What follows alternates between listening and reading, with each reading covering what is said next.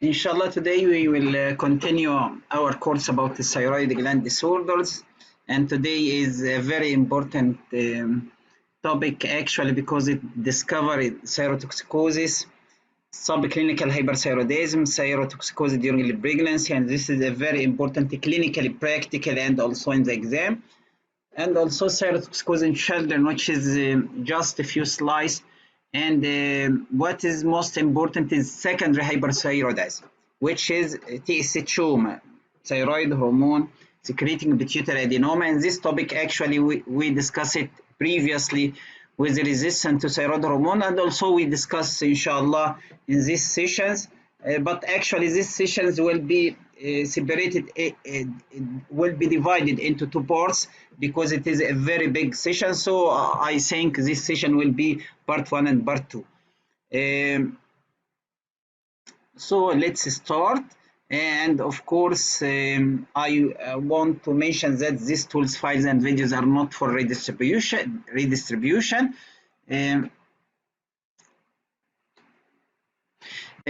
is some PDF files. I already post day one Al-Zohri notes previously in the group, and also inshallah after this session there is another notes about thyrotoxicosis and other topics, and also I update study BRN for the latest date. This is a version for 2021, and actually it update more than 30 questions in the thyroid topic. So thyroid question in the study BRN, updated the study BRN will be 86 questions, which is a very important source to the exam. Let's start. This is not an academic presentation. This is an interactive presentation. So I hope from everyone any questions at any time are welcome, and you can stop me and ask at any time, and scenarios need interactive discussions from all of you. So this is a very important. I want to erase some markers here. I think. Okay. So I hope from everyone to interact with this discussion, to at least fix the knowledge, to fix the data, and so on. And in each inshallah session, before starting the session, I will summarize some slides from the previous sessions. So the most important slides from the previous sessions, this slide, which is the iodinated enzyme, and this is very important in the exam, D1, D2, D3, and they ask about the tissue which this enzyme represent in more concentration in it, and also the function of each these enzymes, and also may ask about propylsulfuracil, for example, non-thyroidal illness, which enzyme is deactivated or activated. So this is a very important slide. Another very important slide from the previous session, differentiation between resistant to thyroid hormone and TSH, which is TSH secreting pituitary adenoma, and resistant to thyroid hormone, how to differentiate them. Actually, both of these two conditions presented by elevated free thyroid hormone T3 and T4 with non-suppressed TSH. TSH may be normal or elevated with elevation of free thyroid hormone, both T3 and T4. How to differentiate both of these two conditions is very important in the exam. And what is most important, don't forget that alpha subunit is increased in the TSH, which is normal and resistant to thyroid hormone. The pituitary MRI is not as first choice because in some conditions there are non-functioning pituitary adenoma, which is known as pituitary incidentaloma, and this can be presented in a patient with resistant to thyroid hormone. So don't depend on imaging study for diagnosis of TSH. Most of TSH actually is a macroadenoma, which means that size is more than 1 centimeter or 10 millimeter. And also this is a very important test, TSH response to TRH, blunt response in the TSHoma, and increase TSH after injection of TRH in the resistant to thyroid hormone as normal, and also a TSH response to the thyroid hormone or T3 will be decreased with RTH and no change in the TSHoma. This is how to differentiate between this condition, and actually we will discuss it in more details later on. And don't forget, TSHoma, the first line management is surgery. This is a tumor, so a treatment by hypophysectomy by surgery is the first choice. The second choice is somatostatin analog, and this is first choice if the patient cannot tolerate surgery or in advanced stage. But surgery is the first choice because this is a repeated question in the exam. Another very important slide from previous sessions, LU classification. This is a British Thyroid Association classification for risk stratification of thyroid nodule. And don't forget that LU1 is a normal thyroid, so no need for fine needle aspiration biopsy. U2 is a benign pattern, so benign patterns, peripheral vascularity, peripheral eggshell calcification. This is a benign feature for the nodule. U2, no need for doing fine needle aspiration biopsy except if there is a high risk for thyroid malignancy, patient with previous radioactive iodine, family history of thyroid cancer, some of sort of red flags. In this situation, we need to do fine needle aspiration biopsy. But U3 to U5, we should doing fine needle aspiration biopsy and go to fine needle. And don't forget there is the suspicious feature of malignancy is very important in every exam, especially microcalcification in intranodular vascularity taller than wider and associated suspicious lymphadenopathy and lobulated outline. This is a very important slide. And this is also a very important slide, what after fine needle aspiration biopsy. For example, U1 and U2, as we mentioned previously, this is a benign pattern, no need to do fine needle aspiration biopsy except in the U2 in some situations. But for U3 to U5, you should go to fine needle aspiration biopsy, and fine needle aspiration biopsy will result Psi1, Psi2, Psi3, Psi5, and this is another very important issue in the exam. So Psi1 means non-diagnostic sample, and we should repeat fine needle aspiration biopsy.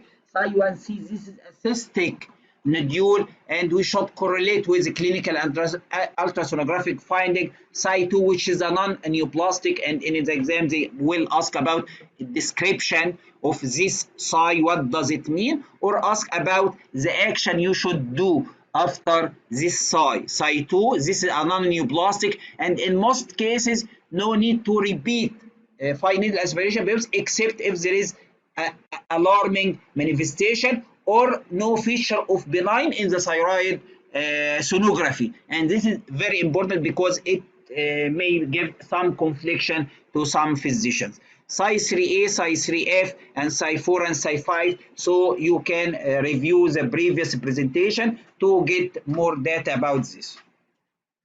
And this actual from today webinar of the first annual Arab Thyroid Association, I just picked 3 or 4 slides to put there here to not forget them actually, and they related to the previous presentation. And don't forget that some drugs can interfere with thyroid hormone assay. These drugs displace T3 and T4 from binding site, leading to increase free thyroid hormone, free T3 and T4. The most important drug is heparin. Heparin leading to increase the free thyroid hormone without affection of the TSH. Another drug is phenytoin. Another drug is non-steroidal anti-inflammatory drug and aspirin, and also furosemide. So this 5 drug will lead to increase the free thyroid hormone without affection of the TSH. And in this situation, you should pick these drugs from the history. And if you find that the free T4 is elevated with normal TSH, don't go to the TSHoma or resistant to thyroid hormone syndrome. It is a drug that affect this thyroid hormone estimation. Another Same important, preference. yes, yes, It will be a same preference. yes, yes. So don't forget the heparin, phenytoin, non-steroidal aspirin, furosemide lead to increased free thyroid hormone assay.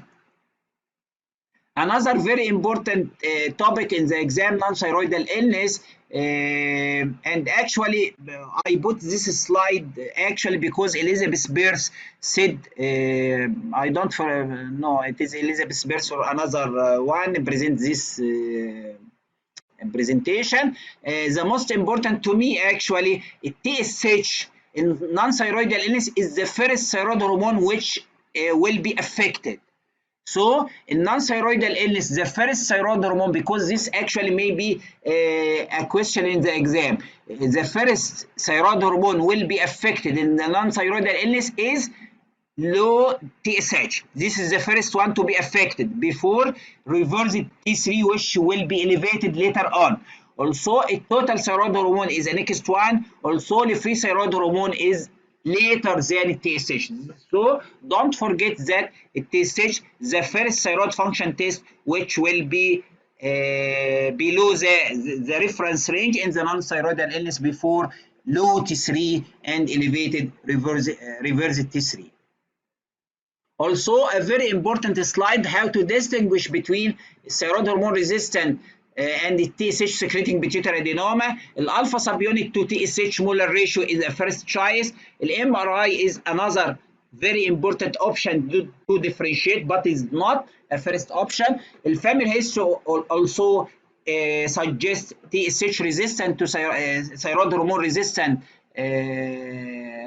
to thyroid hormone, and also a marker of thyroid hormone hyperfunctioning like increasing 6 hormone binding globulin, ferritin, procollagen, and so on, which is normal in resistant to thyroid hormone. Also, T3 suppression test is another very important test to differentiate between them.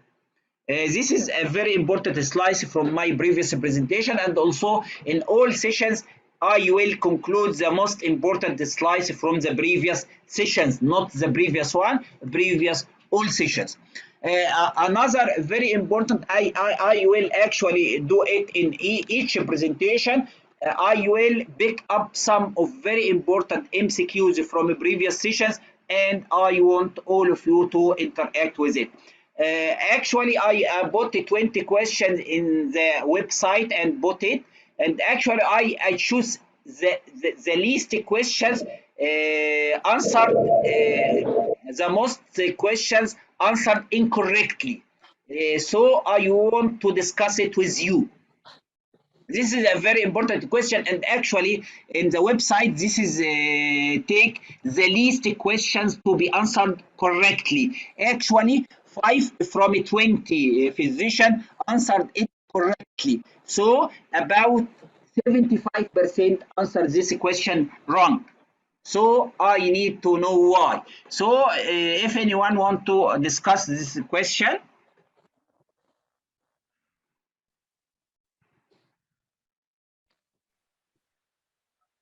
45-year-old female is referred. Should I read this question, sir? Hello? Yes, Should I read the question? yes, yes. A 45-year-old female is referred by GP with deranged thyroid function test. She has been complaining of occasional palpitations. Has her GP checked investigations and found the following: free T4 16.5, TSH less than 0.05. Actually, I want you, when reading a question like this, we don't need the numbers. Actually, just free T4 elevated or normal, TSH elevated or low. Okay. This is very important to just summarize the quiz. Free T4 is elevated, TSH is below normal, TPO is within normal range, and TSH is below is normal. There is Yes. nothing of note on examination with no palpable thyroid goiter. Which of the following would be the most appropriate investigation for this patient? Request alternative TFT assay at another center, thyroid FNA, thyroid microsomal antibodies, thyroid ultrasound, thyroid uptake scan. سكان ثايرويد ابتيك سكان. سكان أعتقد سكان. Yes. Thyroid scan. uptake scan. Who will request Thyroid alternative thyroid function test assay at another center? Sir, I have marked this the option, but in MCQ bank answer was E. Answer was E, but I have marked A. I have done wrong this. So yes. So most of I think option A is attendee correct. actually choose A. Request alternative thyroid function test assay at another center. They think this is assay interference, but for all of you, don't put assay interference except in two situations. If thyroid function test is discordant with clinical feature, for example, if TSH is low and the free thyroid hormone is low, or the free thyroid hormone elevated with the TSH elevated without a symptom suggesting TSHoma or even resistant to thyroid hormone, in this situation we should suspect in this scenario thyroid hormone assay interference. But in this scenario, this is the patient presented by thyrotoxicosis. TSH is low with elevated free T4, even if free T4 is normal. So this is a subclinical hyperthyroidism, but actually free thyroid hormone is elevated with some sort of palpitation and no palpable thyroid goiter, nothing not on the exam. We should go to the thyroid scan uptake. So the thyroid uptake scan is the best option. Fine. Why we don't choose a thyroid fine needle aspiration or microsomal antibody? Actually, microsomal antibody, and actually it is answered by one physician. This is not correct answer in any question, because thyroid microsomal antibody may be positive in a general population, in about 20% of the general population. So it will add nothing to us. TSH receptor antibody is a pathognomic for Graves' disease. If you suspect this is a case of Graves' disease, we should do TSH receptor antibody, and here they do it and it is a negative. So it excludes Graves' disease by about 95%. So the correct answer is thyroid uptake scan. So in any case of thyrotoxicosis with low TSH and you cannot diagnose it as a Graves, go to the thyroid scan uptake. Another question which is answered actually incorrectly by most of you, and actually this is a very important question, because this is a 35-year-old lady present with a thyroid nodule, and ultrasound thyroid scan did not show feature of malignancy. Fine needle aspiration is Cy2. What should be the most appropriate step in her management? Which one? Reassure and discharge. Reassurance or repeat fine was the needle in 3 to 6? Is young age, 35 or No features of malignancy now are there. Which one, B Reassure or E? because no. Sir, B B. B just follow Yes, up. I am with B. When the answer features of E is malignancy. the right one. Yes, B is the correct one. When the answer E is the correct one. when her age is less than How to modify this If there case? is feature of malignancy in Sir, ultrasound, we this should go for ultrasound has shown. Yes, and repeat. actually if they omit ultrasound thyroid scan does not show feature of malignancy, if they omit this words, I think repeat fine needle in 3 to 6 months is the correct one. If there is any alarming manifestation of malignancy, for example, the age is less than 20 or the age is more than 65 or family history of thyroid cancer, we should repeat.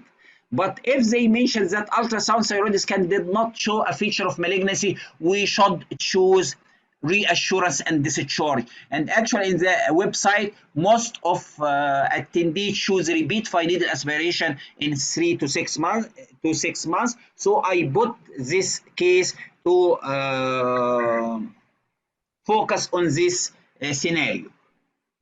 And the last scenario from the survey, and this is another very important, and actually most of attendees answer it incorrectly. A 26-year-old man with learning difficulties has been found to have abnormal thyroid function test. Don't forget, if you see learning difficulty and abnormal thyroid function test, suspect resistant to thyroid hormone. This is a very important to pick up from the first words from the case. He is noted to have a strong family history of thyroid problem. On examination, he has found to have a goiter, audiological assessment, and hearing impairment. All of this paragraph diagnosed what? RTH. Resistant to thyroid hormone. Thyroid. Yes, Resistance, resistant yes. to Learning thyroid hormone. difficulties, strong has a family history of thyroid problem, goiter, abnormal thyroid function test, all of them go with resistant to thyroid hormone. He was clinically euthyroid. His thyroid function test TSH is elevated. Highly. With the free thyroid hormone is elevated, free T3 is elevated. So this is a typical case scenario for what? Resistant to thyroid hormone. Resistance to But we thyroid hormone. should do TSH as a differential diagnosis. Here he asked about which of the following would be the best test to help establish the diagnosis in this case. Which one? Mutation Sir, I analysis. marked the Number measurement of 3. alpha subunit. Alpha subunit. Alpha Alpha subunit. I marked, but it was measurement of thyroid alpha hormone subunit. receptor mutation. Alpha subunit? Yes. Mutation I analysis. had marked that, but it was wrong. I don't know, Dr. Mahawish, your voice usually is not clear. I think from the internet connection or some sort like this. Okay. So who is measurement of alpha subunit? Me. What about option 2, measurement of sex hormone binding globulin? لا. Yes, option 2, we did not choose it in any question actually. What about TSH receptor mutation analysis? Who is this option? Option 3. Yeah, I go with this option. Dr. Muhammad Fahmi, go with this 3. What about thyroid hormone receptor mutation analysis? ممكن thyroid Which one? mutation Let's go back to resistant to thyroid hormone. It is a TSH receptor mutation or thyroid hormone receptor mutation? thyroid hormone receptor mutation. Yes. It is- So TSH yeah, receptor it's the mutation fourth. is not a correct one, Dr. Muhammad. See, this is a thyroid hormone resistance syndrome. Why we didn't go to the MRI scan of the pituitary? عشان ممكن يبقى في incidental لوما ومش هتبقى Yes, this is accurate. actually I would mention a very important in analyzing any question like this in the exam. Look for the case scenario. As we mentioned previously, this is a typical scenario for resistant to thyroid hormone. And here he asked about what best test to help establish the diagnosis. Which one you can sure 100% this is a case of resistant to thyroid hormone? Four. For thyroid hormone. So the right answer is thyroid hormone receptor mutation analysis, because they ask about best test to help establish the diagnosis in this case. If they ask about, for example, what is the next step in the management of this case, you can choose measure of alpha subunit to differentiate between alpha resistant to thyroid hormone resistance or TSH. But when he asked about the best test to help establish the diagnosis, you should choose the best test to establish this diagnosis you suspect. So the thyroid hormone receptor mutation analysis is the best one, and actually 7 physicians answered it correctly, but 5 and the 3 physicians answered another option. So look for the question they ask, and don't forget they will choose some words to choose some options. So actually, if they want to differentiate between TSH and resistant, you will do alpha subunit. But here he want to establish the diagnosis. So the last step for diagnosis of resistance to thyroid hormone is thyroid hormone receptor mutation analysis, not TSH receptor mutation analysis. And I will give Dr. some. Khalid, Yes. how we differentiate between the TSH receptor resistance and the Pendred syndrome? Pendred syndrome also has goiter and hearing impairment. Yes, but actually Pendred syndrome we will discuss it later in the inshallah in the thyroiditis and hypothyroidism in children. Pendred syndrome usually a patient with hypothyroidism, and actually most of this facial learning difficulty, some sort of family history goiter may be presented in the Pendred syndrome, and we will discuss it later actually. Thank you. So I will go to some revision, some question to revise with you. Which one of the following is the typical pattern of thyroid dysfunction in non-thyroidal illness syndrome? Which one? TSH. Low TSH. Low, which one? Low TSH. TSH is the first thyroid function test will be affected. Low TSH. Which one? Which one? Dr. Khalid, will you repeat the question? Actually, in answering this question, don't choose of T3 and T4, Option elevated C. level of reverse C, low levels of T3 and T4, elevated reverse T3. Yes, yes, this is correct. So in a question like this, when you preparing for the exam, try to don't read these options. Which one of the following is the typical pattern of thyroid function in thyroid hormone resistance syndrome? Low T3, low TSH, low T4, elevated RT, reverse T3. Which one is these options? Low level of the T3 and T4, normal level of the reverse. So this is a not correct one. Low level of the T3 and T4, elevated level of the T3. This is the correct one. So when you answering a question like this, try to revise your knowledge by answering this question before reading the options like this to not conflict other options, because in some exam each question in the final exam need 1.8 minutes. So it will need about, as mentioned by Dr. Ihab, which second about 100 and a few seconds actually each question. So you have no time to answer. Khalid. Yes? 108 seconds. Yes. Yes. So each question in the exam just need 108 seconds. So no more time to think and think and think. So in each question, try to which one of the following is a typical pattern.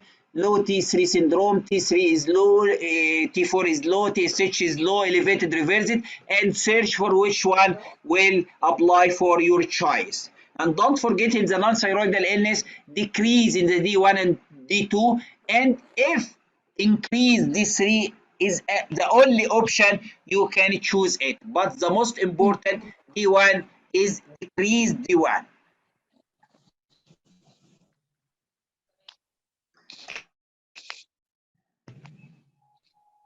This is another question. We have a female patient presented by neck mass.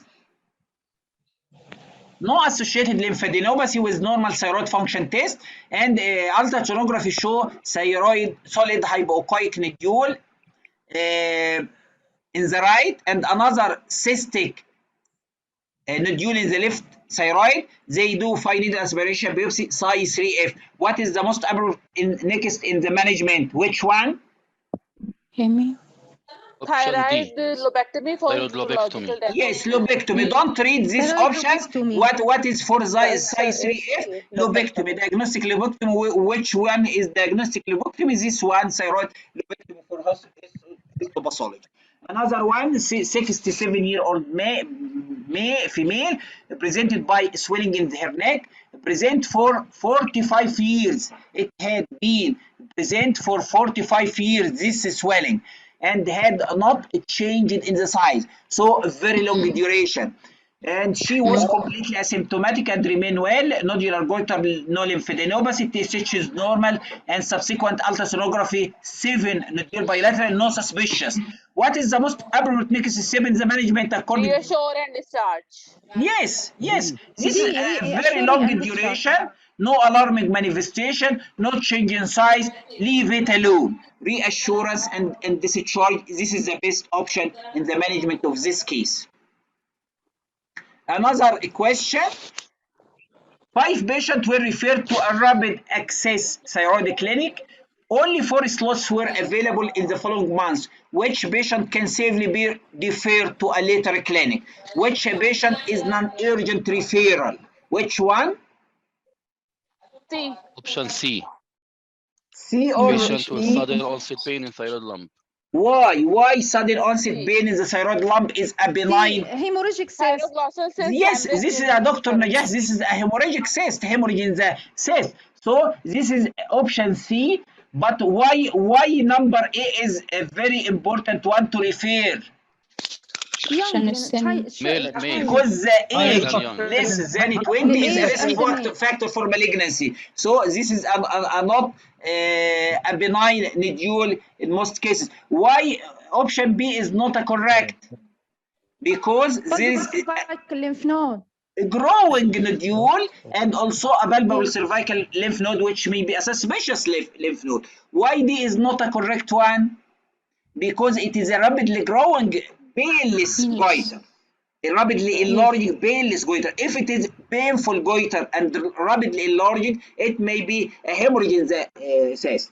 If it is diffuse enlarged thyroid with tenderness on pain, this is a declarvia thyroiditis, subacute thyroiditis, and this is a benign condition. What about the E? Goiter and hoarseness. Because a hoarseness is a manifestation of invasion. So we should refer post all of them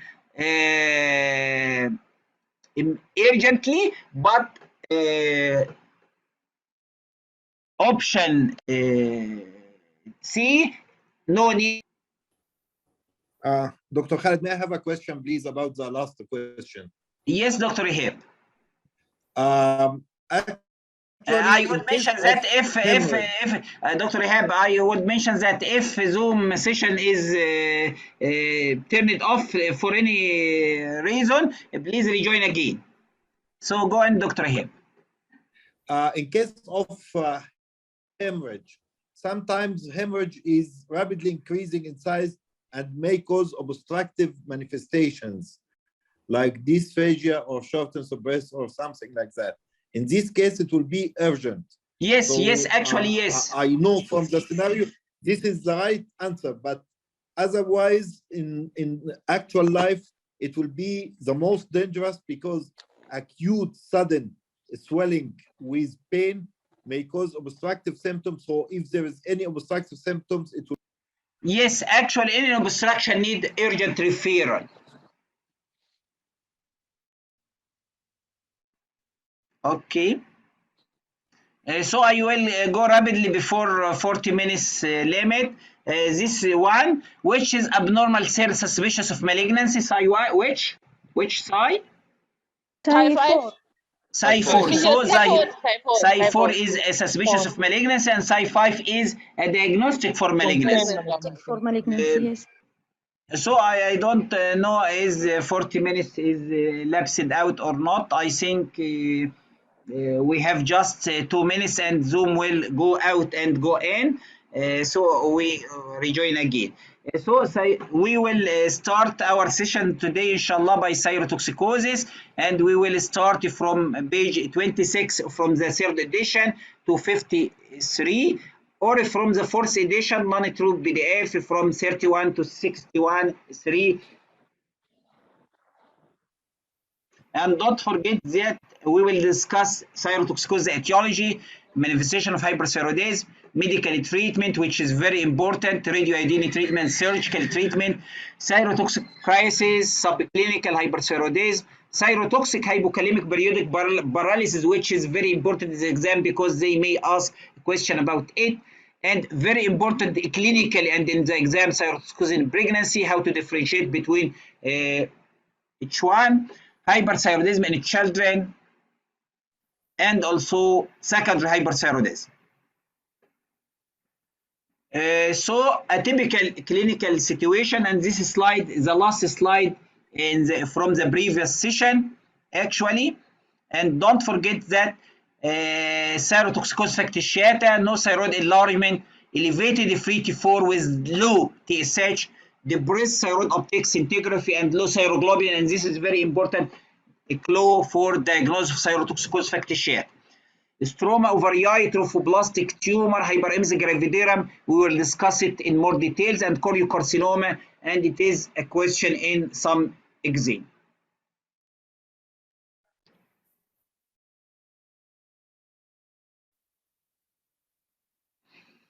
What is the etiology of thyrotoxicosis? Actually, we need to know that most of thyroid disorder is more common in the female. So the prevalence of thyrotoxicosis is about 2% of the female population. And you need to know how to what is the difference between thyrotoxicosis and hyperthyroidism.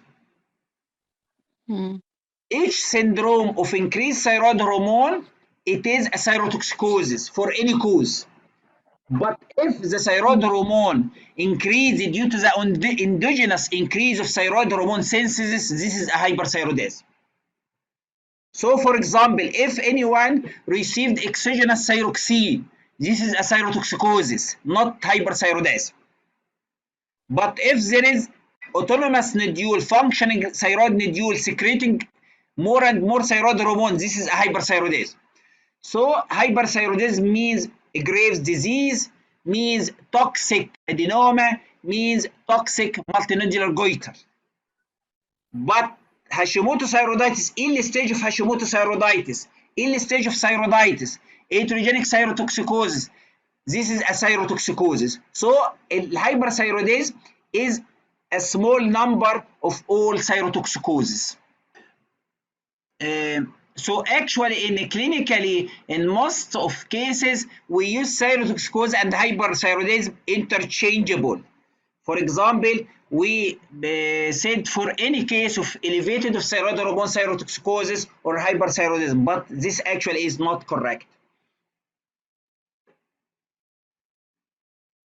The genetic of autoimmune thyroid disease, don't forget that autoimmune thyroid disease means Graves', Hashimoto thyroiditis, atrophic thyroiditis, postpartum thyroiditis, and Graves' orbitopathy or thyroid associated ophthalmopathy. This is a 5 autoimmune thyroid disease. So autoimmune thyroid disease means Graves', Hashimoto thyroiditis, atrophic, postpartum thyroiditis, thyroid autoimmune, thyroid associated ophthalmopathy. And what is the most important for this all condition? Thyroid autoantibody is positive, either TSH receptor antibody for Graves' and thyroid associated orbitopathy, and anti-TPO for Hashimoto thyroiditis, atrophic, and postpartum thyroiditis.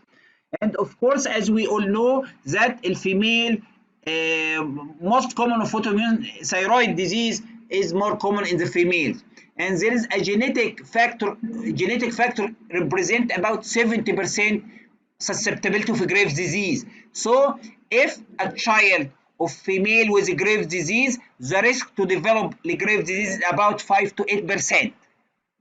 This is a very important because in the exam they may ask about these numbers. Actually, they love inheritance of diabetes type 1 and type 2.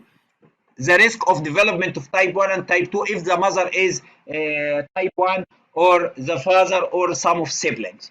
So this is very important for Graves' disease. If a child of female with Graves' disease, the risk of developing Graves' disease for this child is about 5 to 8%.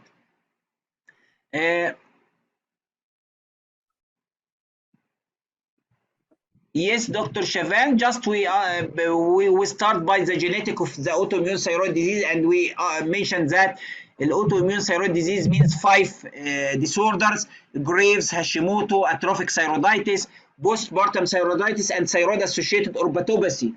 And the main characteristic of these conditions is a presence of thyroid autoantibody, which is TSH receptor antibody in the Graves disease, and anti-TPO mainly in the Hashimoto thyroiditis and postpartum thyroiditis and atrophic thyroiditis, and TSH receptor antibody in Graves and thyroid-associated orbitopathy. And so a genetic factor account for approximately 70% of susceptibility of Graves disease. And from some studies, if a child of a mother presented by Graves disease, the risk of development of Graves disease for this child is about 5 to 8%. And don't forget that the background of genetic predisposition and environmental factor leading to who will presented by Graves and who will not be presented by Graves disease in the same family. So there are a genetic predisposition not alone, but with environmental factor, and this also the main etiology for type 1 diabetes. Don't forget that, because this is actually in the exam, they may ask about a question like this. Don't forget CTLA4, cytotoxic T lymphocyte antigen 4, is associated with Graves disease. And actually in our exam they ask about which HALA-DR is associated with Graves disease. So HALA-DR3 is associated with Graves disease, and this actually HDLR3. previous exam 2021 they asked about Graves disease associated with which gene? HALA-DR3. So I summarize all HALA for the thyroid disorders. HALA-B35 with Diquervian thyroiditis, so don't forget this. And for type 1 diabetes, because this is a very important in the exam, DR3 and DR4, and Hashimoto thyroiditis DR5, and what is the most important, DR3 for Graves disease, Addison's disease, and also for type 1 diabetes. Another HALA is not very important because it is present with psoriasis, for example, HALA-CW or celiac disease. And don't forget the Graves disease, HALA-DR3 and B8. The most important HALA-DR3, Graves and Addison and type 1, HALA-DR5 and 3 for type 1 diabetes, and HALA-B35 for Diquervian thyroiditis. So I summarize this for you. And another very important this slide is a classification and etiology of thyrotoxicosis in general. We must classify, as we mentioned previously, all causes of thyrotoxicosis to associate with hyperthyroidism. So in this condition, thyroid hormone synthesis is increased for some reason in Graves disease or Hashimotoxicosis, excess thyroid stimulation, TSH resistant to thyroid hormone, pituitary thyroid hormone resistance, trophoblastic tumor because it produces HCG, more HCG, which attach to the thyroid gland, TSH receptor in the thyroid gland, leading to increased sensitive thyroid hormone from the thyroid gland. So in a trophoblastic tumor, the thyroid gland itself will increase sensitive thyroid hormone, like in early pregnancy, the same, because the HCG is similar to or some sort of the activity like a TSH. Thyroid nodule with autonomous functioning like a toxic solitary nodule or toxic multinodular goiter, and very rarely thyroid cancer may present by hyperthyroidism. And another etiological cause of hyperthyroidism not associated with hyperthyroidism, like thyroid inflammation, silent or postpartum thyroiditis, in this condition, or Diquervian thyroiditis, or drug-induced thyroiditis like imidazole, exogenous thyroid hormone, which is iatrogenic thyrotoxicosis or factitious thyrotoxicosis, and ectopic thyroid tissue like metastatic thyroid carcinoma, stroma ovarii. And actually, to differentiate between the first conditions and the second conditions, you need to do thyroid scan in some conditions, not in all conditions. For example, if there is a pathognomic feature of a Graves disease, no need to do thyroid scan. And also some of thyroid hormone, thyroid autoantibody can differentiate between Graves disease and another condition. And don't forget, I put this actually this thyroid scan for toxic multinodular goiter. All this is thyroid imaging thyroid scan is for toxic multinodular goiter, because in the exam they always put image like this. So this is a toxic multinodular goiter scan, and of course the treatment of it, usually definitive treatment, surgery, or the best one is radioactive iodine. Radioactive iodine actually in all conditions is better than surgery. Surgery in management of any cause of hyperthyroidism will be the last option in most cases, but actually in some little cases it may be the first option, and we will discuss it later inshallah. And this is a new topic in the fourth edition of the Oxford Thyrotoxicosis in COVID-19.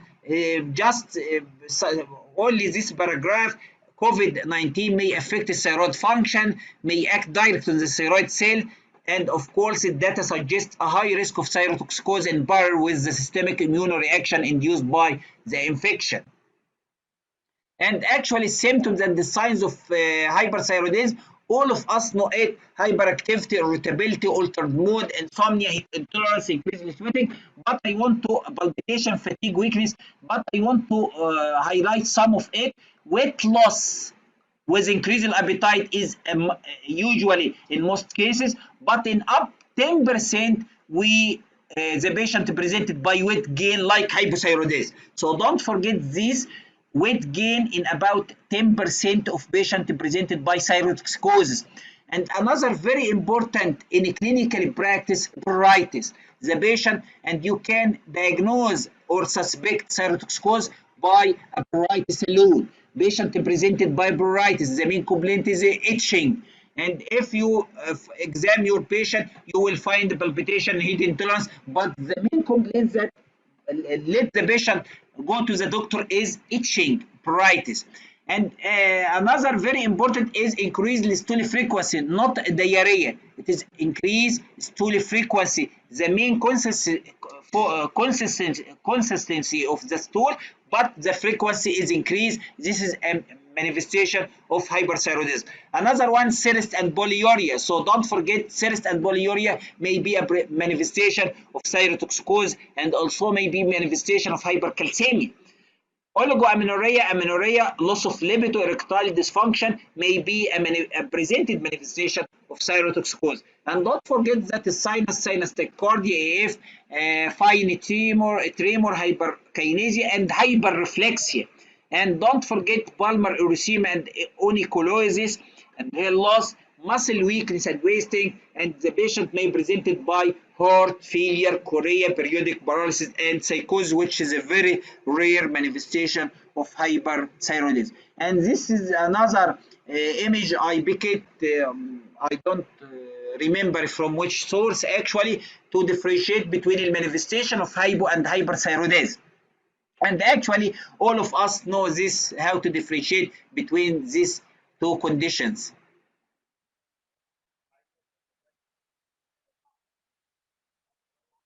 Dr. Khaled asked about what about the chronic thyroiditis in ultrasound and thyrotoxicosis? Is it the early stage of Hashimoto? Yes, it may be, but actual ultrasonography alone cannot differentiate between thyroiditis and thyrotoxicosis by 100%.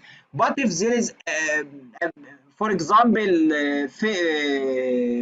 increased vascularity in the thyroid gland, it mostly suggests thyrotoxicosis, but it cannot differentiate 100%.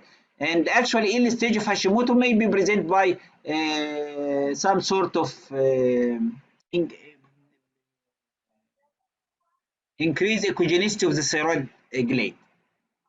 And this उठाती हूँ.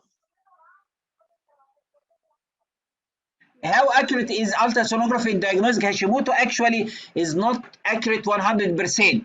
It will show that, Dr. Ashraf, that echogenicity of the thyroid gland is different than normal.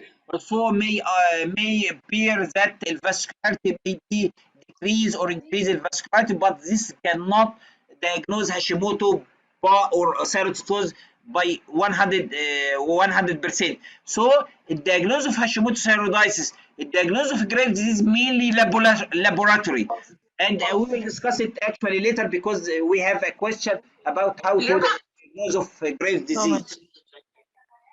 And actually Hashimoto's thyroiditis is diagnosed by thyroid autoantibody. This is very important. TSH mostly will show hypothyroidism and thyroid ultrasonography.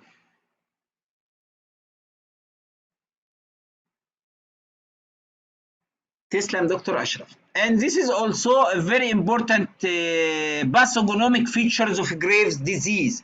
Graves orbitopathy, and this is actually has a separate presentation, and European Thyroid Association give a very important guidelines about management of Graves orbitopathy.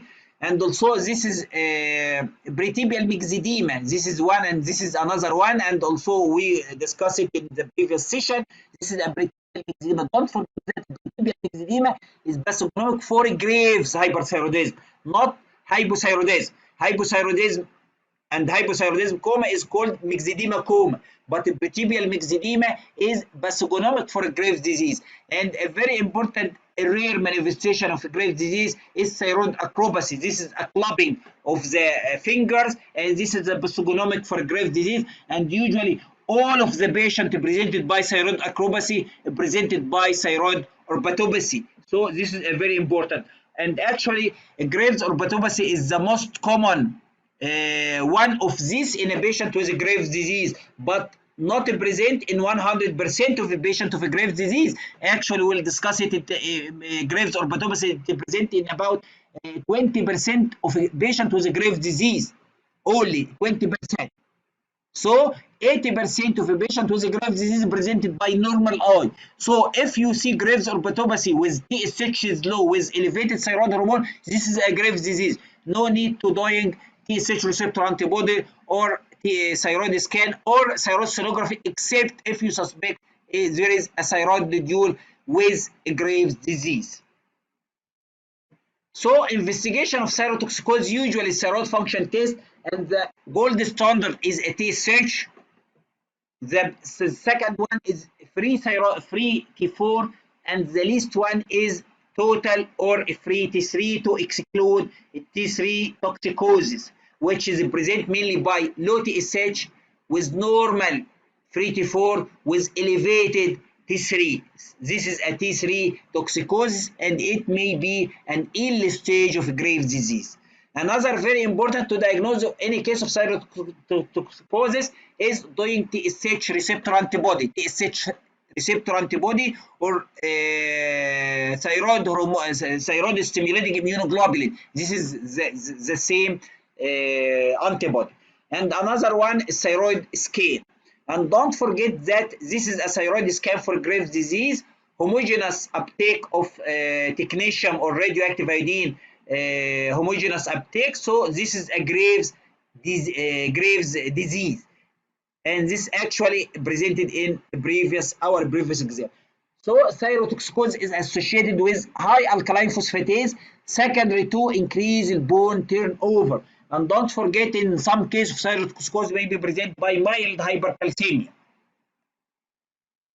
So I will go to a question from a toolbox. A 35-year-old woman present to you with increased anxiety, palpitation, weight loss, irregular menstrual period. So this all manifestation is go with Graves' disease, thyrotoxicosis. On examination, bilateral tremor, proptosis, and palpable small goiter. Free thyroid hormone is elevated with low TSH. TSH receptor antibody is positive. Anti-TPO antibody is positive. Look for this. We lose some time in reading this scenario. The question asks about what percentage of patients with Graves' disease demonstrate a positive anti-TPO status. All of this scenario has no need to read it. You lose your time by reading this scenario. So as I mentioned previously, try to read the question they ask to reach the diagnosis. What percentage of patients with Graves' disease demonstrate a positive anti-TPO, not TSH receptor antibody? TPO. 70 to 80%. D. B. D. B. D. Yes. Sir, B. 70 to 80. B. B or C? B or B. D? D. B, sir. B. No, it is a very small number, and actually, as we mentioned from the Williams textbook, they mentioned that the anti-TPO is present in general population in about 7 to 80 or 80 to 25% of general population, but the anti-TPO actually present in a case of grave disease in about 70 to 80%. Don't forget this table from the 70 Oxford to report. 80%. And in 95 to 100%, this is actually for TSH receptor antibody. Actually, they mentioned it is 70 to Thyroid 100%. stimulating receptor antibody. Yes, and this is a pathognomonic for a Graves' disease. But the anti-TPO is more pathognomonic for postpartum thyroiditis, for Hashimoto's thyroiditis, for autoimmune hypothyroidism. It presents in 95%.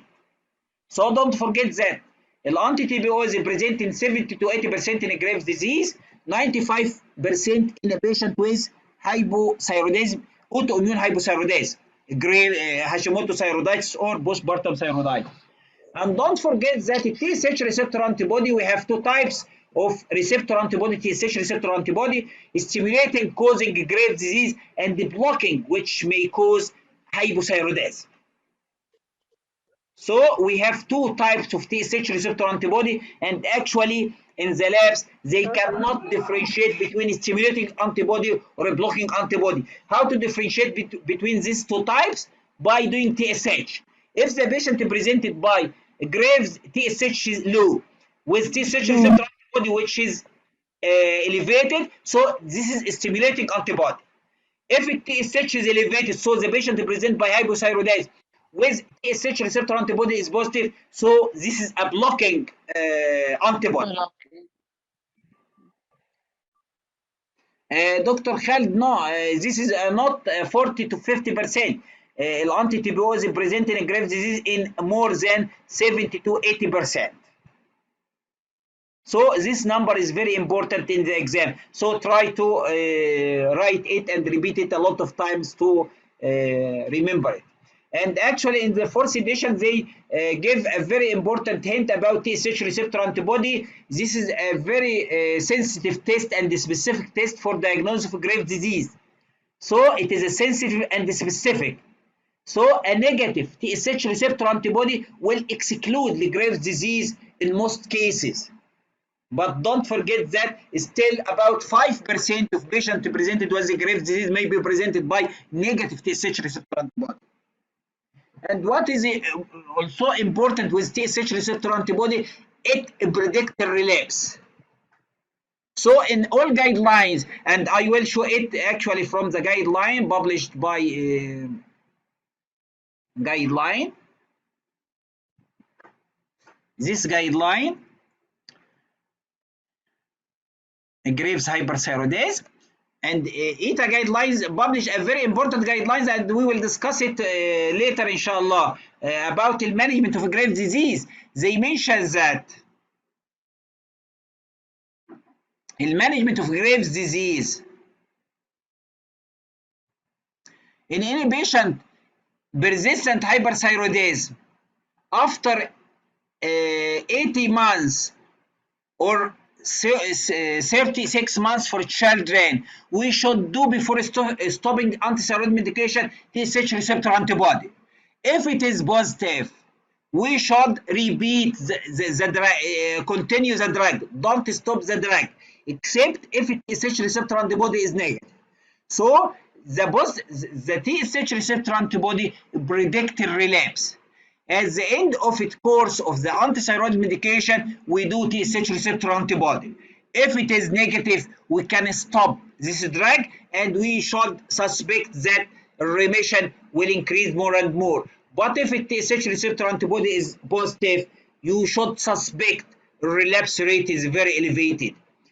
Also, a very important hint about the TSH receptor antibody, the antithyroid medication will decrease the titer of TSH receptor antibody. But surgery or radioactive iodine has no effect usually in a TSH receptor antibody. So, if a female doing a surgery or received radioactive iodine for management of a grave disease and the patient rendered thyroid and getting pregnant because a TSH receptor antibody is still presented in her serum, the risk of neonatal thyrotoxicosis is elevated. And so the guidelines recommend doing TSH receptor antibody for all pregnant female in the 3rd trimester if they are treated by radioactive iodine or surgery before the pregnancy. And actually, after thyroidectomy, TSH receptor antibody will decline, but not as rapidly. But with the radioactive iodine, TSH receptor will present for a long time. So we should monitor the patient with TSH receptor antibody. Also, TSH receptor antibody has a very pathognomic etiology in Graves or Pituitary.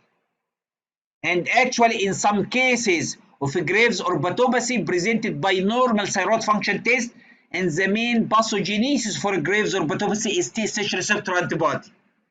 And in some cases will develop thyrotoxicosis later on. So it treated elevated TSH receptor antibody in patient with a Graves disease is an indication for steroid prophylaxis in some cases if the patient received radioactive iodine treatment. And this is actually a question in the previous year exam. They ask about TSH receptor antibody work on which receptor, cyclic A and B, on the pituitary or the thyroid cell. So to answer this question, you need to look for this image.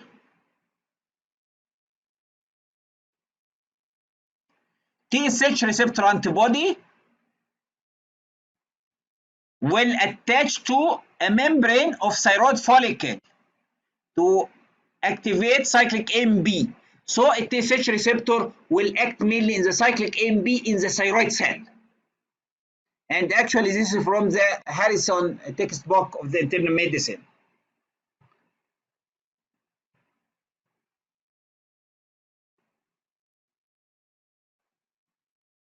Actually, Dr. Khalid, should we do TSH receptor antibody at the start or the end of the course of the treatment? The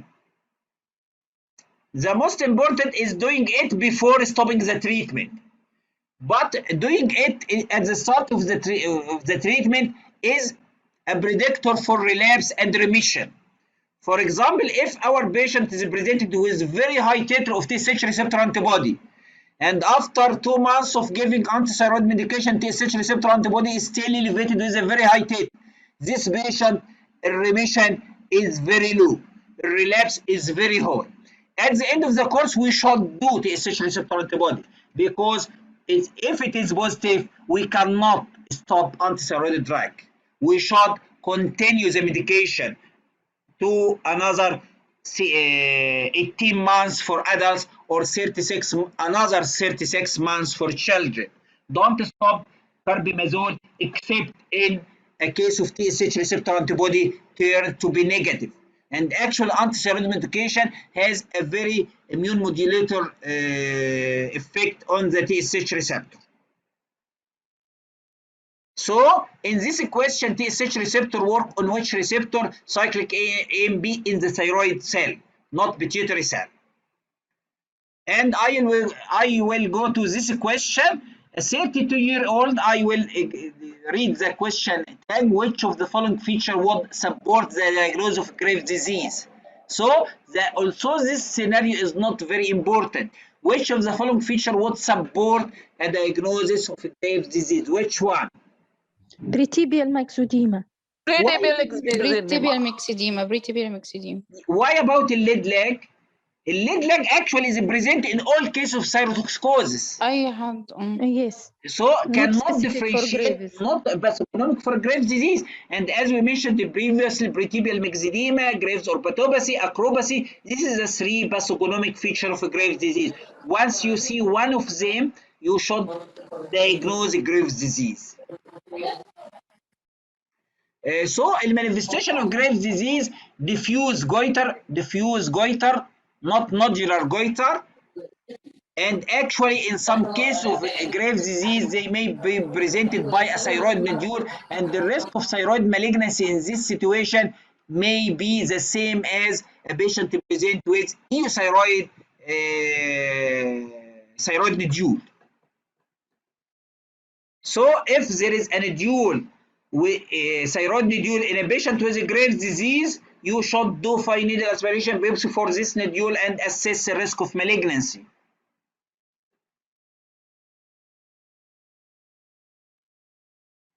Yes, Dr. Akasi, if we have a patient with a Graves' disease and thyroid nodule, do we do fine needle aspiration directly or we do thyroid scan first?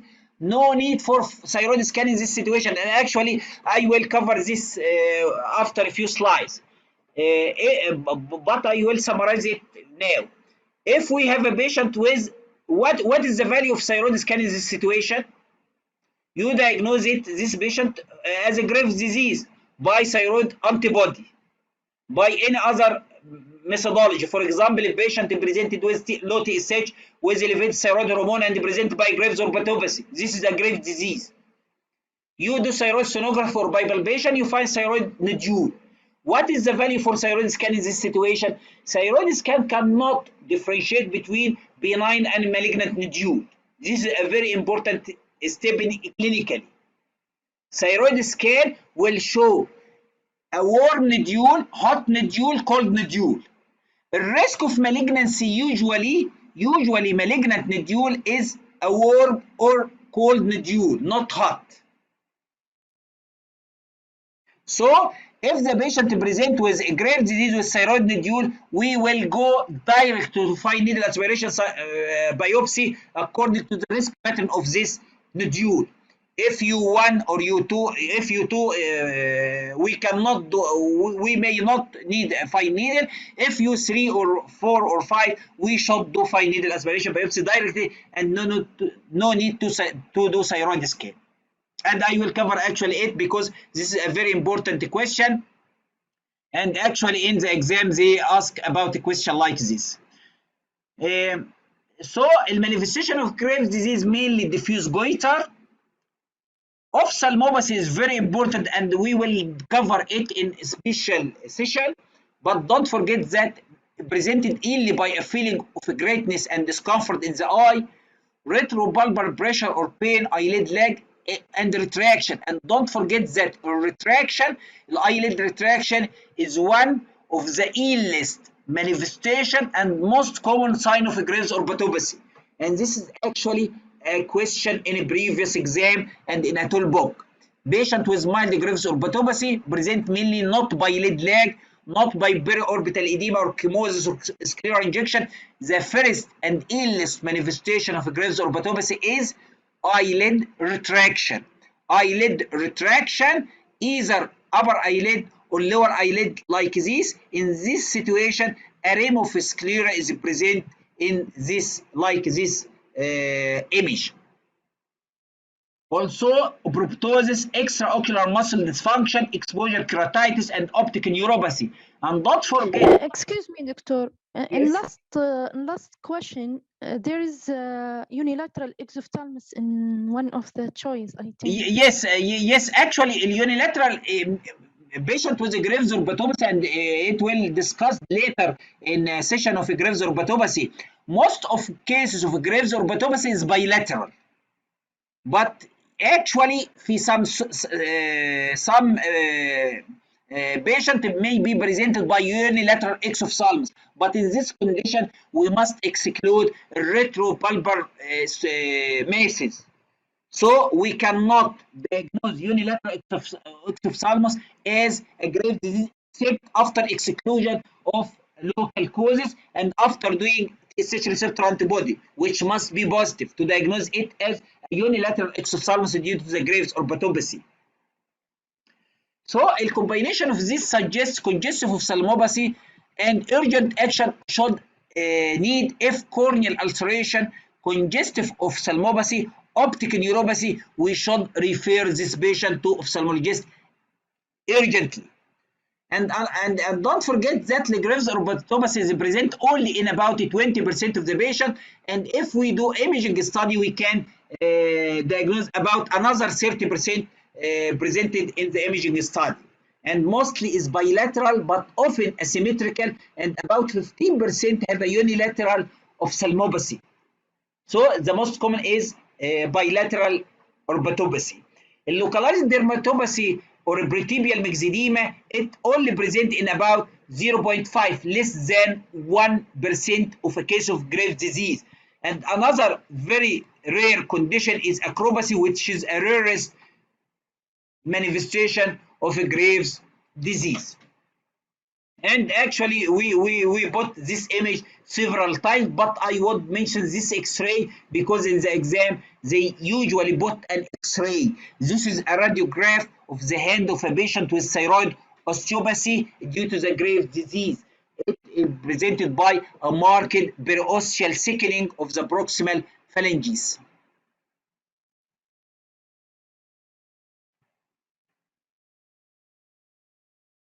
Do we need to, Dr. Akasi, do we need to do fine needle on thyroid state in case of a Graves' disease? No. Any diffuse thyroid pathology, no need to do fine needle aspiration biopsy except if you suspect lymphoma. In this situation, you may need to do fine needle aspiration biopsy. Otherwise, no need to do fine needle aspiration biopsy. Just autoimmune antibody, thyroid scan if you suspect Graves' disease. Fine needle, usually we do it if you suspect in a thyroid nodule. Yeah, doctor, I mean if we suspect thyroid nodule, but the patient is have TSH suppressed, the TSH is suppressed, can we do the FNA on TSH suppressed? Or we need to yes, and render the actually complete- I will cover it just a few slides, and I will cover it by some algorithm. Okay, thank you. The most important in your question, Dr. Akasi, if it why TSH is low, it tells it due to the Graves' disease or toxic adenoma. This is very important. If you cannot differentiate between the suppression of TSH due to the Graves' disease or toxic adenoma, you should go to thyroid scan first. If you can conclude that, if you can conclude that TSH low due to the Graves' disease, so you will go to fine needle aspiration biopsy directly. No need to normalize the TSH first? No. No need. Okay. All right. Because sometimes they said if the TSH is suppressed, the cytology will be misleading as. No, actually, no. Okay. Thank you, sir.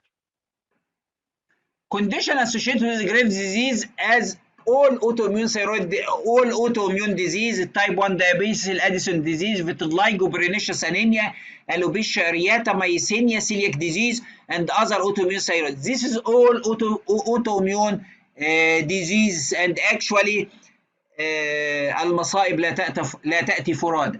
Type 1 diabetes is an autoimmune disease. Addison, vitiligo. Don't forget vitiligo, because the incidence of vitiligo in a patient with autoimmune thyroid disease is very common. And here they ask a question about the best, which of the following would be best to confirm the likely underlying diagnosis of Graves' disease? Which is the best to confirm the likely underlying diagnosis of Graves' disease? Which one? Thyroid function test? Thyroid function test and antibodies. Ultrasound of the neck and antibody, the three, or thyroid function test and antibody, or thyroid function test, radio nucleotide uptake scan and antibody, thyroid antibody, thyroid function test, liver function test, full blood count, thyroid function test, sonography, scan, and antibody. Which one? We can diagnose. Which one? Second option. C or C. C or 2? C or B? C. B. I think it's B. B. Thyroid function and antibodies. Yes, which antibody? TSH receptor antibody. So I am with B actually. I will show the guidelines. This is a guidelines published by the NICE, and I will cover it inshallah in the session of the guidelines. This is a recent guidelines published since 2 or 3 years. thyroid disease assessment and management, and this is the only guidelines published for thyroid disease. And here they ask, they mention that test for people with confirmed thyrotoxicosis, how to diagnose adults, measurement of TSH receptor antibody, and consider technetium scan of the thyroid gland if TRAB is or negative. So a thyroid scan is only indicated if TSH receptor are negative to determine the etiology of thyrotoxicosis, not to diagnose Graves' disease. Only consider ultrasound for adult with thyrotoxicosis if they have a palpable thyroid nodule. So a thyroid sonography is not indicated. So in any case of thyroid ultrasonography, ignore it. Also, technetium is only indicated if TSH receptor antibody are big. So the diagnosis of Graves' disease can be made only clinically, thyroid function test and TSH receptor antibody. But in slides you have told us that radioactive uptake scan can be done. Yes, In the slide thyroid of, scan is important to differentiate between another cause of thyroid hyperthyroidism or thyrotoxicosis. If we cannot, usually imaging is a second choice, not a first choice in any case. Okay. Tests which help to differentiate different causes of thyrotoxicosis. The most important is thyroid uptake. Is important to differentiate between Graves, toxic multinodular, TSH receptor, anti-pituitary adenoma, hyperemesis gravidarum, trophoblastic. All of them, the uptake will be increased. But don't forget that in hyperemesis gravidarum, radioactive iodine is absolute contraindication during pregnancy and lactation. During lactation may be used, but during pregnancy is absolute contraindication. Technetium can be done with lactation in some minimal condition. Don't forget that in the quervian thyroiditis, drug-induced like amiodarone, stroma ovarii, thyrotoxicosis factitiata, thyroid scan will be low uptake. The thyroid parietal antibody, which is microsomal antibody, it is usually positive, as we mentioned previously, in about 70% in the case of Graves' disease, but in drugs like amiodarone usually negative, and in another options it may be positive, it may be negative according to the general population. And the most important TSH receptor antibody is only positive in Graves' disease. Thyroglobulin has no rule for differentiation except in thyrotoxicosis factitiata will be low. And in all thyroid disorders, it will be elevated. As we mentioned previously, thyroglobulin has no rule in thyroid disorders except in thyrotoxicosis factitiata or follow-up of differentiated thyroid carcinoma.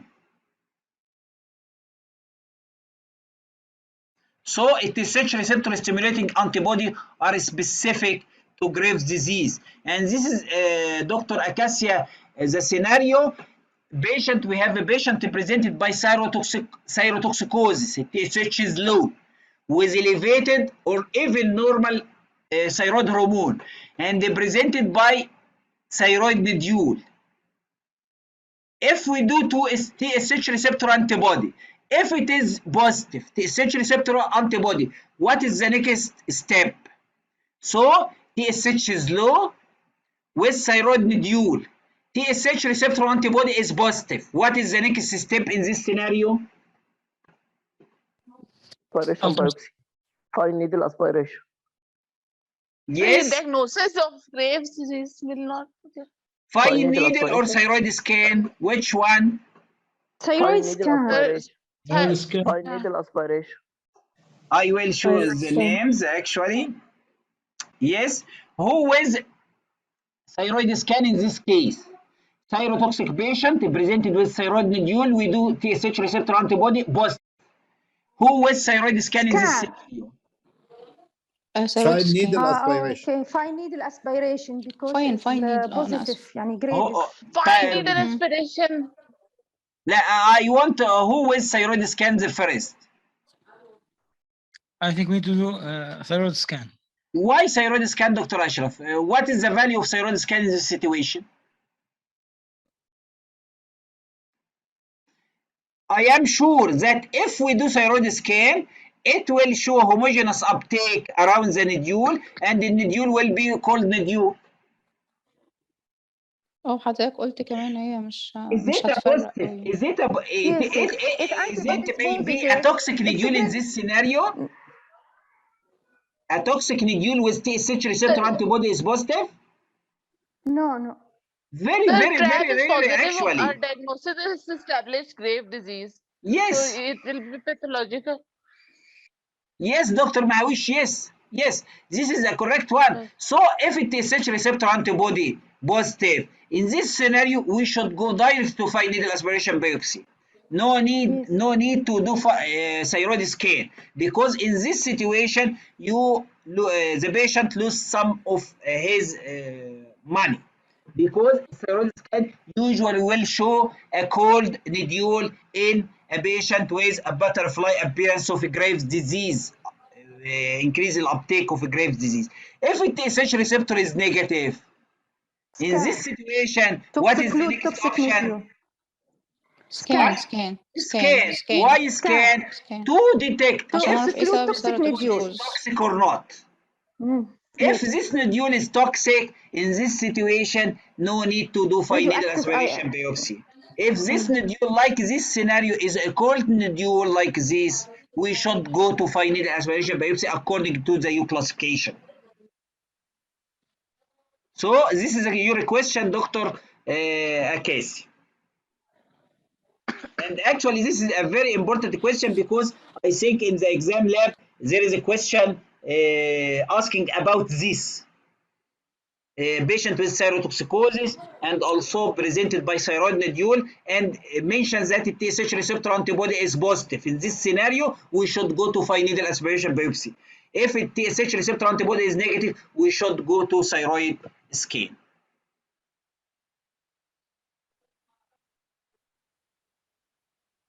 Yes, Dr. Asane. This is a cold nodule. Actually, this is a cold nodule. So the underlying pathology is maybe according to the uptake, it mostly Graves' disease with a cold nodule. In this situation, we should do fine needle aspiration for this cold nodule. Dr. Khaled, just can I ask a question? Can we Yes. have TRAB positive with cold nodule or not? Yes, Dr. Ashraf? Can we have TSH receptor antibodies positive with cold nodule? Yes, it may be. TSH receptor antibody is positive. It means the patient presented by Graves' disease, and there is a thyroid nodule and even a thyroid malignancy in this situation. And actually, there is a presentation about this thyroid malignancy in a patient with Graves' disease since a few hours in the Arab Thyroid Association Congress, presented by Dr. Saleh from USA. So a thyroid nodule may present in any patient, even in a patient with Graves' disease, and can be malignant. The risk of malignancy in this situation the same as the risk of malignancy in a general population. But if it is a toxic nodule, the risk of malignancy in a toxic nodule is very minimal. Yes, the risk of malignancy in a toxic nodule is a very, very, very low.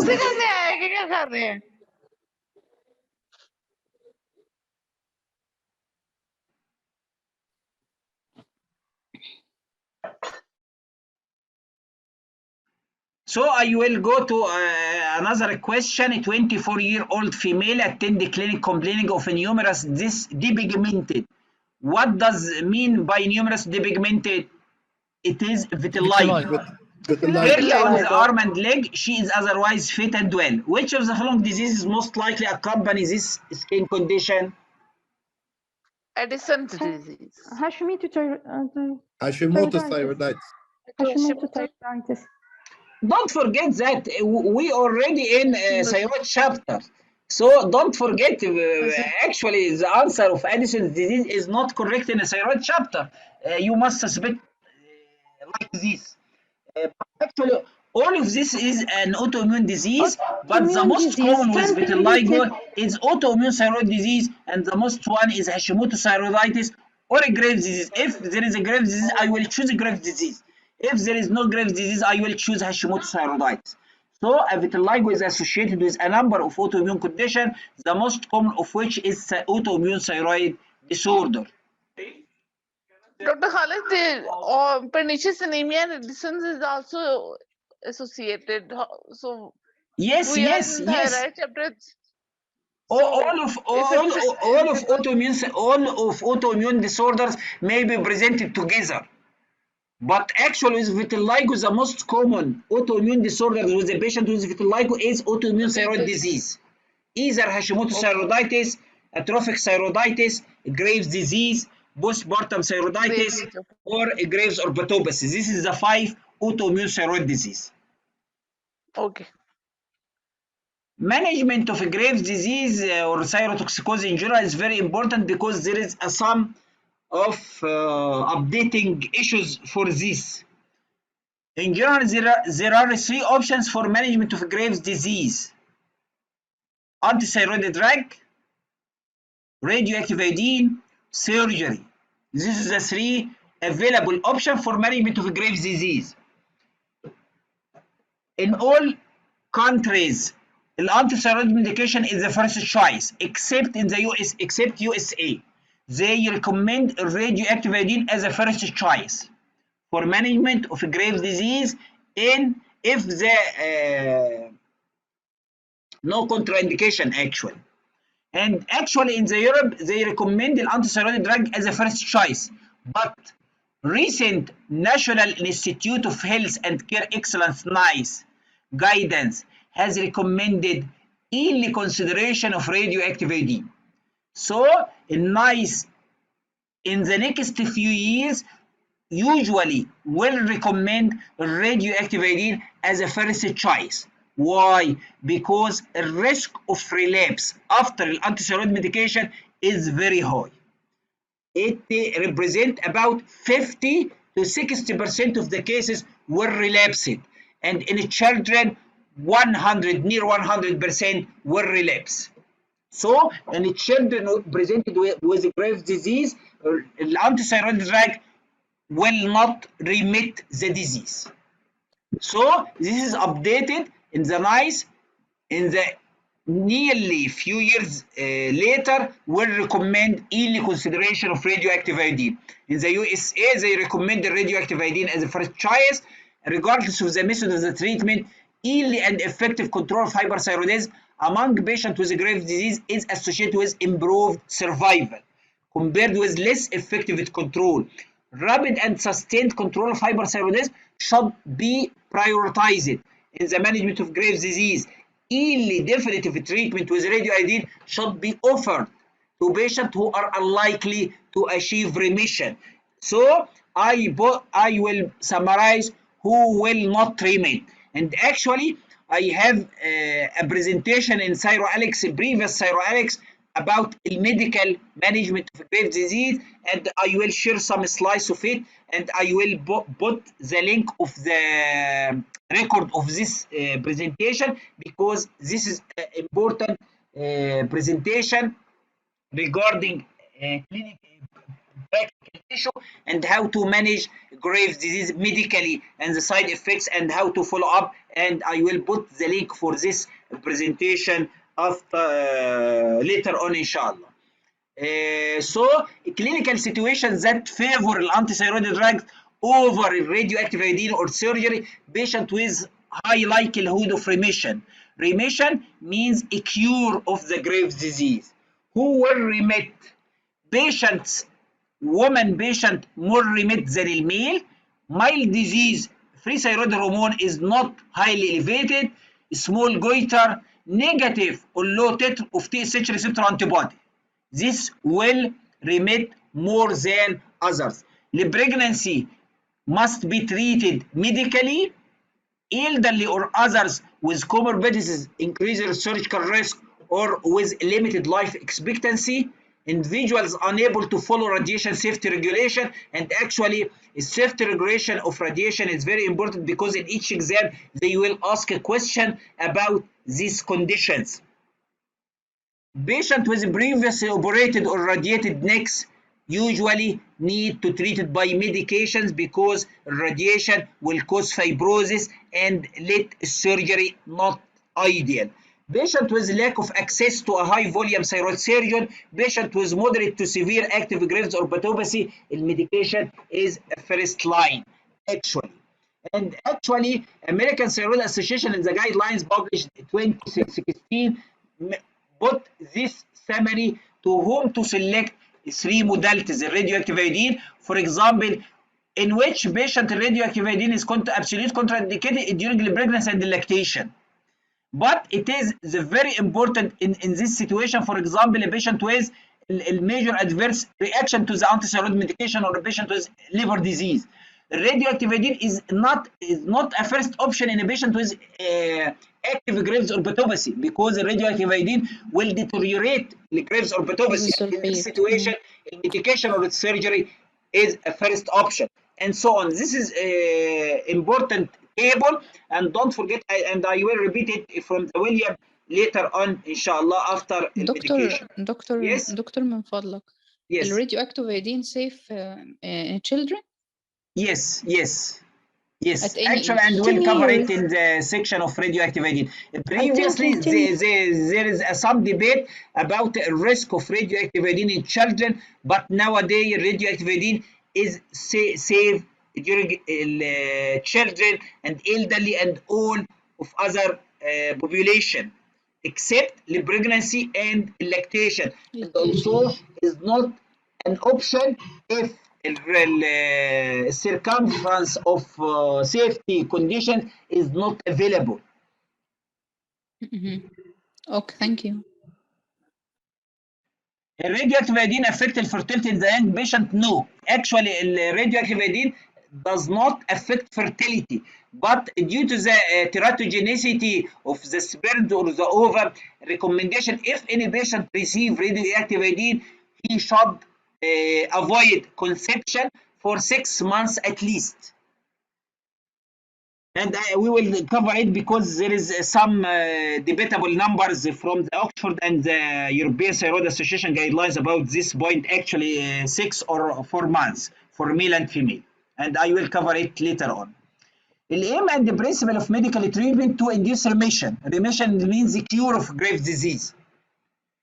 A monitor for relapse of a treatment, initially within 6 to 8 months for 6 months, and later after 6 months for 2 years, and then annual, because the risk of relapse is about 60% after the medication.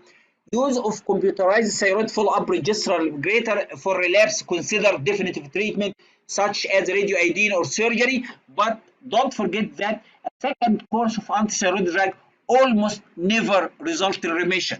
If you give a second course, this is what is termed long-term low-dose antithyroid drug, and this is an option published by the European Thyroid Association for the patient with relapse after stopping medication. We can go to long-term low-dose methimazole for long duration. By a small dose of methimazole, the patient can use it for long duration or definitive treatment by radioactive iodine or surgery. This is 3 options for relapse, and this is updated recommendation from the guidelines published in 2018 by the European Thyroid Association guideline. Factor associated with higher likelihood of numerical remission. So this patient is candidate for antithyroid medication as the first choice. Female patient, more remit than a male. Age more than 40. Don't forget that in young age, risk of rate of remission is very low. Small goiter, mild hyperthyroidism by moderate elevation of thyroid hormone, low TSH receptor antibody, high TPO antibody positively, which I don't know why this is increasing risk of remission, but this is the reference in which I put this table. Yes, I will cover it, Dr. Khalid Wafiq, how to follow patient with long-term carbimazole as regarding liver affection. We will cover it actually in the next, and you will in the my presentation about the medical management of Graves' disease, you will find the answer for this question, and I will cover it. And this is just a table to differentiate between mesimazole and propylcyracil. Don't forget that the half-life of mesimazole is 6 to 8 hours, but with the propylcyracil is just 1 to 1/2 hour.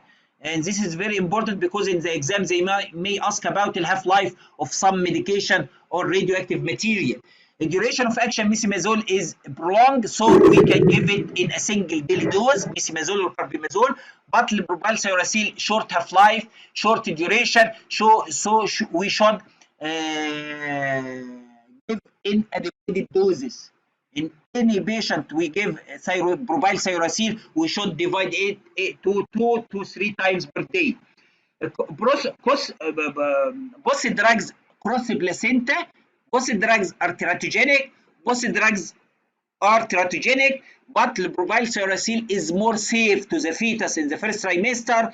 Carbimazole and mesimazole is more safe to the mother and the fetus in the second and third trimester, because a liver affection of the propylcyracil is more critical with the propylcyracil.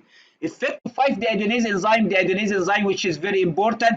Mesimazole has no effect. Propylcyracil block which deiodinase? Because this is a question in the exam. D1. Only D1. D1. So propylcyracil block deiodinase type 1, which is present mainly in the liver and kidney and thyroid.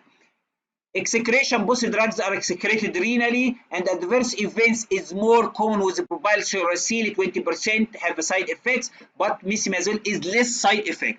So there is a question about why we prefer mesimazole or carbimazole over propylcyracil, because less side effects, more effective. So carbimazole and mesimazole is more effective, and the most important, less side effects. But why prefer propylcyracil during the first trimester? Why prefer propylcyracil during the first trimester? Less teratogenic. Because it is less teratogenic. Both drugs cross the placenta, both drugs are teratogenic, but the propylcyracil is less teratogenic. And this actually is a question in previous exam. Time to achieve euthyroidism, of course, as we mentioned, mesimazole is rapidly working drug, so achieve euthyroidism by normalization of thyroid hormone, not TSH, within a week. But propylcyracil needs a month to normalization of thyroid hormone, not TSH. And compliance, of course, as mesimazole given once daily and less side effects, the compliance is more than the propylcyracil. So we have the 3 drugs: carbimazole, mesimazole, propylcyracil. Mesimazole and carbimazole the same, but you need to know that carbimazole is inactive metabolite. It is converted to mesimazole in the liver. So any words about carbimazole the same as mesimazole. Long half-life, less side effects, more effective. Can be given once daily. But as carbimazole is a prodrug, 10 milligram carbimazole is equivalent to 6 milligram of mesimazole. So 10 milligram carbimazole is equivalent to 6 milligram mesimazole is equivalent to 100 milligram propylcyracil. So 10 milligram carbimazole equivalent to 6 milligram mesimazole equivalent to 100 milligram propylcyracil. So in a previous exam they ask about why carbimazole preferred than propylcyracil, because it is less side effect. It is more effective. Propylcyracil should never be used as a first-line agent in either children or adults, because previously all of us recommend the propylcyracil during the pregnancy, gestation, during lactation, during the children, in the adults. But nowadays it is just confined to the first trimester and thyrotoxic crisis only, with exception of a pregnant woman and in patient with life-threatening thyrotoxicosis. So a toxic reaction to carbimazole is another indication to use a propyl thiouracil. If a patient receives carbimazole and presented by a side effects like itching, urticaria, severe urticaria, so in this condition we can transfer our patient from carbimazole to propyl thiouracil. But don't forget that if the patient with carbimazole presented by agranulocytosis, no, you cannot give propyl thiouracil in this condition, because a cross reactivity between a carbimazole and propyl thiouracil in agranulocytosis. Yes, Dr. Khalid Wafiq, in a patient preparing for a pregnancy, should we use mesimazole or propyl thiouracil? According to the guidelines, and I will cover it later, inshallah, and the Oxford handbook, in a female patient preparing for a pregnancy, they recommend a transfer from carbimazole to propyl thiouracil. And actually they put a very important paragraph, and I will cover it later. Actually, if a patient in the first trimester, in a patient on carbimazole and discovered a pregnancy, they recommend not to transfer to propyl thiouracil actually. And this is a very new notes for me. If a female patient already on carbimazole and get pregnant, they recommend don't transfer it for propyl thiouracil in the first trimester. Let it speak about it later actually, to not confuse us. So for any patient to prepare for a pregnancy or first trimester, we prefer to give propyl thiouracil. Yes, Dr. Akasi. This is American guideline which recommend. No. It is a British guideline. It is a British recommendation. It is a British, and actually it is presented in the Oxford handbook, 4th edition. I put it later in this. Not American recommendation. American recommendation recommend transfer the patient once get pregnant to carbimazole. So during the first trimester of pregnancy, propyl thiouracil is a preferred drug of choice because of possibility association with carbimazole with aplasia cutis. So why we prefer propyl thiouracil during the first trimester? Because less teratogenic. Less teratogenic. Yes. So indication, this is my presentation in Thyroalex, previous Thyroalex, indication for use of propyl thiouracil, patient intolerant to mesimazole or carbimazole and refuse radioiodine or surgery like this skin infection, skin rash, we can give him propyl thiouracil. A very important one, first trimester of pregnancy, to reduce the risk of severe birth defect like aplasia cutis or esophageal atresia, which is more common with carbimazole. This is aplasia cutis, and this is esophageal atresia, which is a very common with carbimazole. And another one, thyrotoxic crisis, we give propyl thiouracil because it inhibits dehydrogenase type 1, which is responsible for conversion of T4 to active hormone T3. Action of antithyroid medication, actually this is a very important slide, because as you see in all years previously they asked a question about the mechanism of action of cyanamide, of carbimazole, of propyl thiouracil. All of carbimazole or propyl thiouracil inhibit synthesis of thyroid hormone by a blockade of action of thyroid peroxidase enzyme. So once you see mechanism of action of carbimazole, look for thyroid peroxidase enzyme and choose this option. Because actually in our previous exams they ask a question like this, and I answer it, I think incorrectly. Because they put an options like inhibit thyroid hormone release. This is not correct one.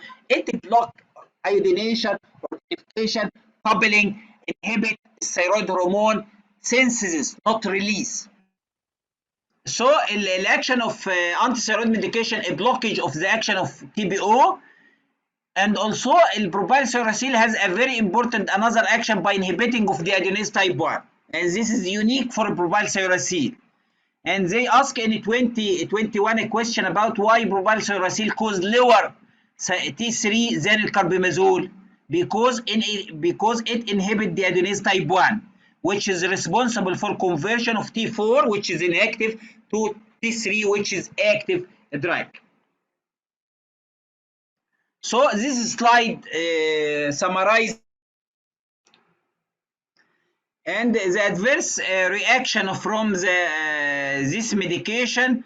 The most important one is agranulocytosis, and actually in the previous exam they ask about the incidence of agranulocytosis in a patient receiving antithyroid medication, and I will cover it later actually. And the most common side effects of antithyroid drugs: skin reaction, which is present about 4 to 6%, arthralgia, GIT manifestation, abnormal sense of taste and smell. ANCA positive, not negative, and I will cover it later. It's very rare, but agranulocytosis is most critical side effects may be presented in any patient receiving an antithyroid medication. So this is another important slide, and we will cover it previously. And don't forget that the mechanism of action of antithyroid medication extract this table from the European Thyroid Association guidelines: intrathyroidal inhibition of iodine, iodination, organification, iodotyrosine coupling, thyroglobulin biosynthesis, follicular cell growth, and extrathyroidal inhibition of deadenase type 1 by propylcyracil. Let's go to the dose and effectiveness of antithyroid medication.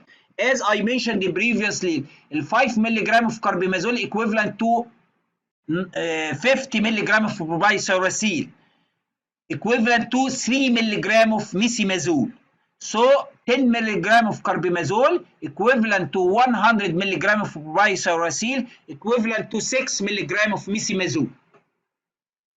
And actually, propylcyracil has theoretical conversion of T, and the T3 level decline more rapidly after starting that drug.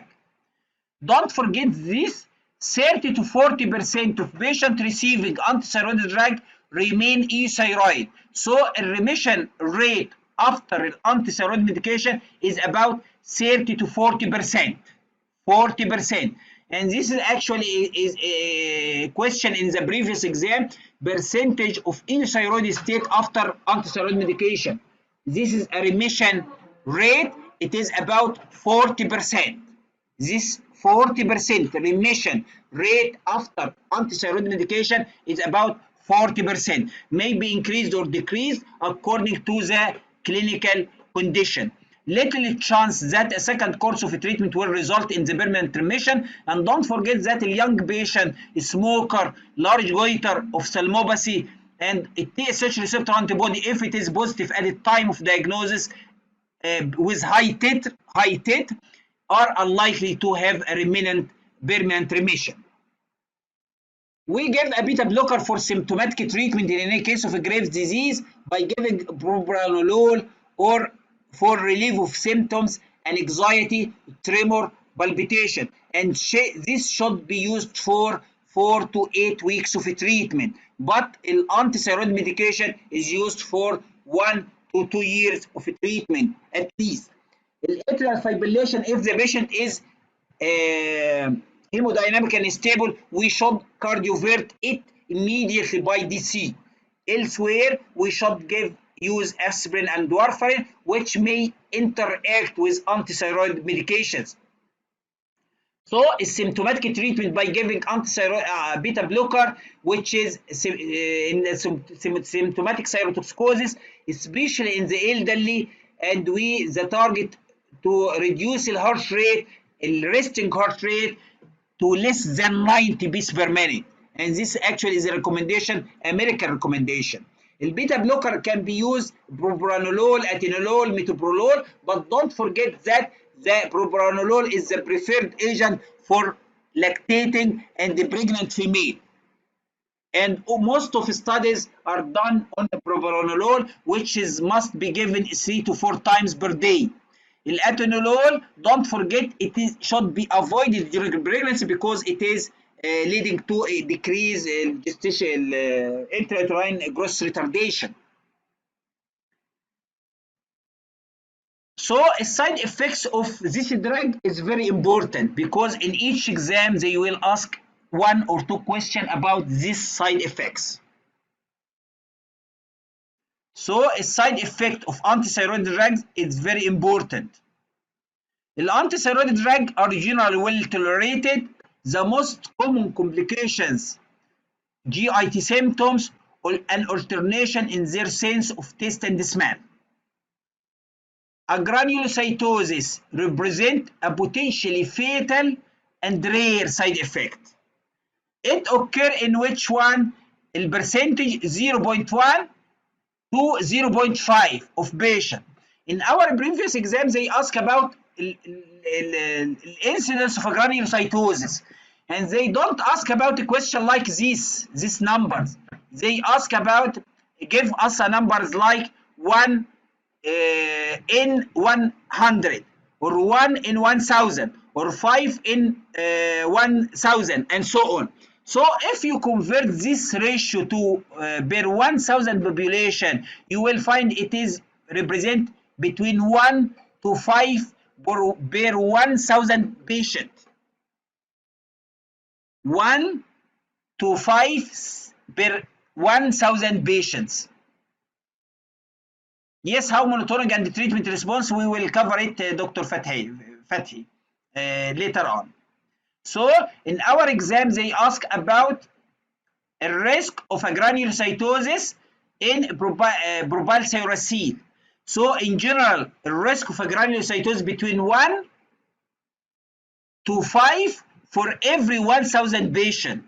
So they give us options like this: 1 in 50, 1 in 500, 1 in 5000, 1 in 50,000. So the correct one is 1 to 500 because this is an option. 1 to 5 per 1000 patient, which is, this is the nearest one. And don't forget that agranulocytosis, how to diagnose? Leukocytic count less than what? 500. This is how to diagnose agranulocytosis. Agranulocytosis does not mean mild leukopenia or leukopenia. It means granulocyte less than 500 per cubic millimeter. Agranulocytosis can occur more common with propylcyracil, less frequent with carbimazole, but has a cross reactivity. So if it is occur with propylcyracil, we cannot give carbimazole because it is fatal. So side effects of antithyroid medications is very important, and the most important and the repeated one in the exam is agranulocytosis. Agranulocytosis means granulocyte less than 500 per cubic millimeter. This is very important number.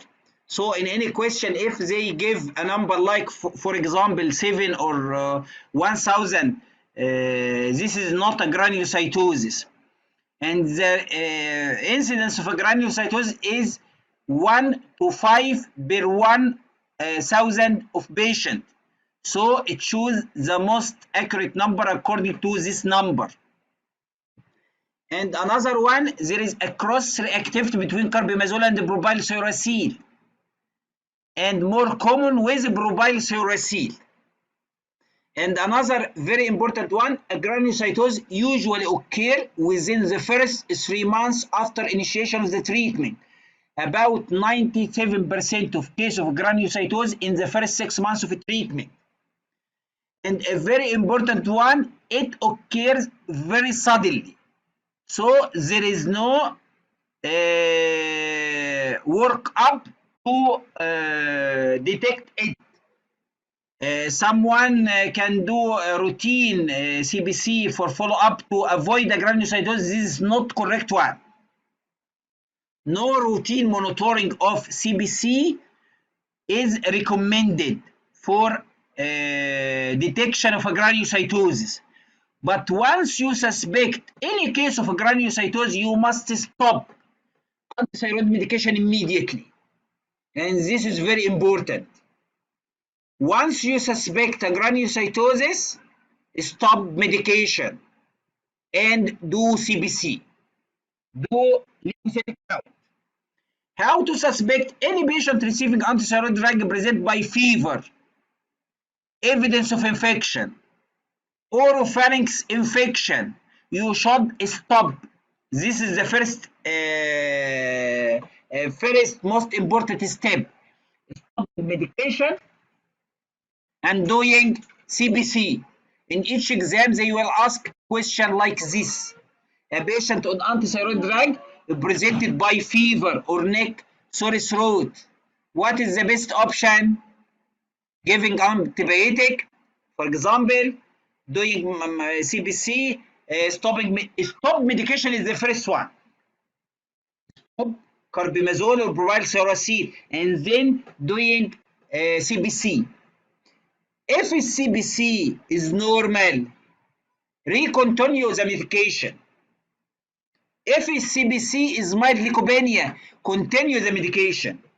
If CBC a granulocytosis, you should stop and don't repeat antithyroid medication forever. And each patient should therefore receive written instruction to discontinue the medication and contact their doctor for blood count should immediately if complaining from fever or evidence of infection or oropharynx. So in the exam, they ask about a question in the previous year. They give a question like a patient already on antithyroid medication developed granulocytosis, and the patient have a tonsillitis. What is the best option? Stop medication and give antibiotic. So is this clear? What is the limit of white blood cells, Dr. Khalid? The limit of a granulocytosis means a granulocyte less than 500. This is our number. Granulocyte less than 500, this is a granulocytosis. Granulocyte more than 500, this is not a granulocytosis.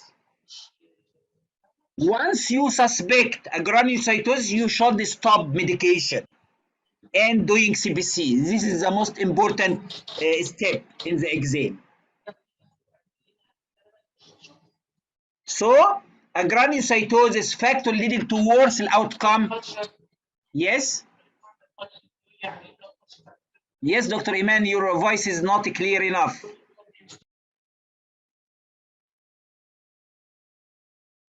Okay. So, factor leading to worse outcome, and this is from my presentation in Thyroalex, older age, lower granulocyte count, severe underlying comorbidities such as renal failure or cardiac or respiratory disease. And what is most important from the guideline, treatment for granulocytosis, immediate cessation of antithyroid drug and not using other drugs since cross-reactivity is presented. Hospitalization with broad spectrum antibiotic, so antibiotic is mandatory. Consideration of hematobiotic growth factor therapy, GCSF or GMCSF. This is advanced medication. So the most important in the exam, immediate cessation of drug, give antibiotic if you suspect infection. So this is from the exam, young thyrotoxic patient present with carbimazole developed fever, sore throat. What is the next option? Stop carbimazole and doing CBC. CBC is mild leukopenia like this scenario in the next year exam.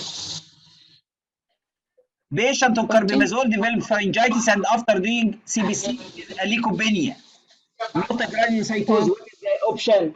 Continue the treatment. Continue the carbimazole. treatment and give antibiotic for infection and so on. So we can continue the treatment if the patient present by leukopenia, and this is a two different scenario. In each year we'll ask scenario one of granulocytes are neutrophils, Dr. Khalid? Yes. Neutrophils. Yes. Okay, thank you. So neutrophil discreases occur more frequently in the male and are more often fatal in the elderly. Much more common are the allergic type reaction rash. This is the most common side effects of antithyroid medication. Allergic type reaction like rash, urticaria, arthralgia. And this is prevalent in 1 to 5% of the patient. This is a mild side effect. Mild don't usually necessitate drug withdrawal, just giving antihistaminic and local drugs. So management of mild allergic reaction by giving antihistaminics or decreasing the dose, or conversion from carbimazole to propylcyracil if it is severe with carbimazole and not responding to antihistaminic drug. We can convert the patient to carbimazole to propylcyracil if there is allergic reaction, rash, urticaria, arthralgia, not responding to antihistaminic medication. Cyanamide may cause cholestatic jaundice, elevated liver enzyme, and the propylcyracil. This is very important because previously in 2020 year they gave a question like this: 19-year female presented by rash with carbimazole. It changed to propylcyracil, but propylcyracil induce hepatotoxicity. What is the next step in the management? To give radioiodine, to change back to carbimazole, to reduce the dose of propylcyracil, to do thyroidectomy.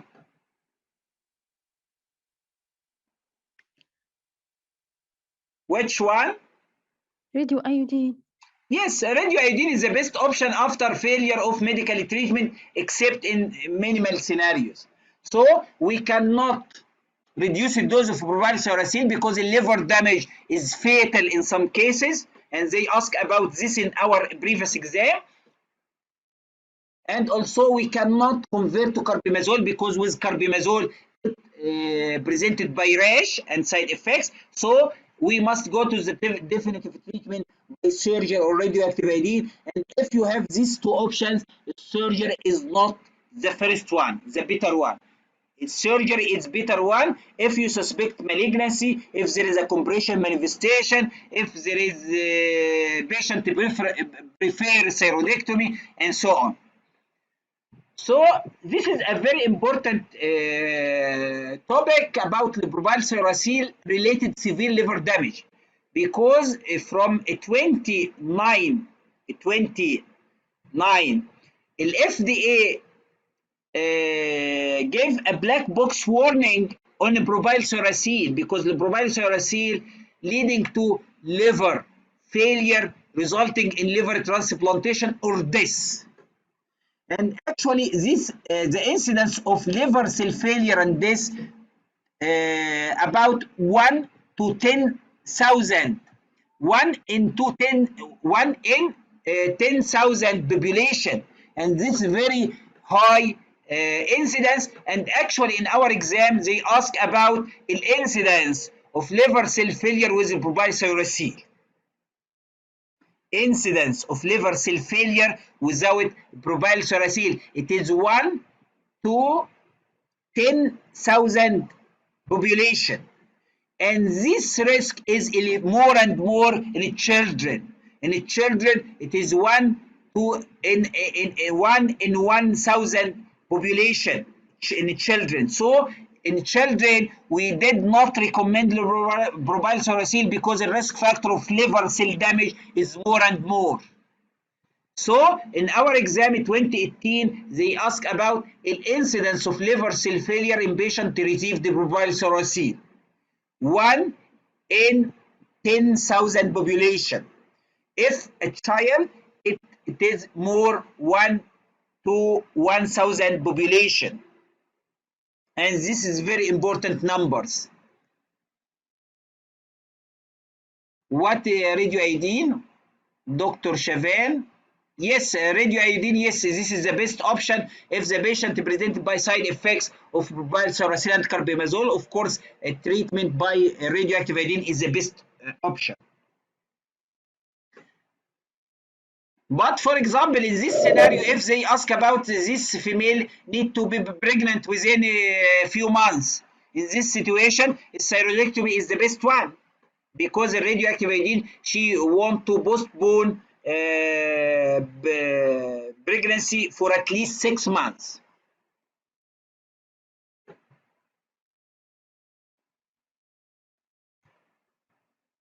So this is aplasia cutis presented teratogenic effect of carbimazole.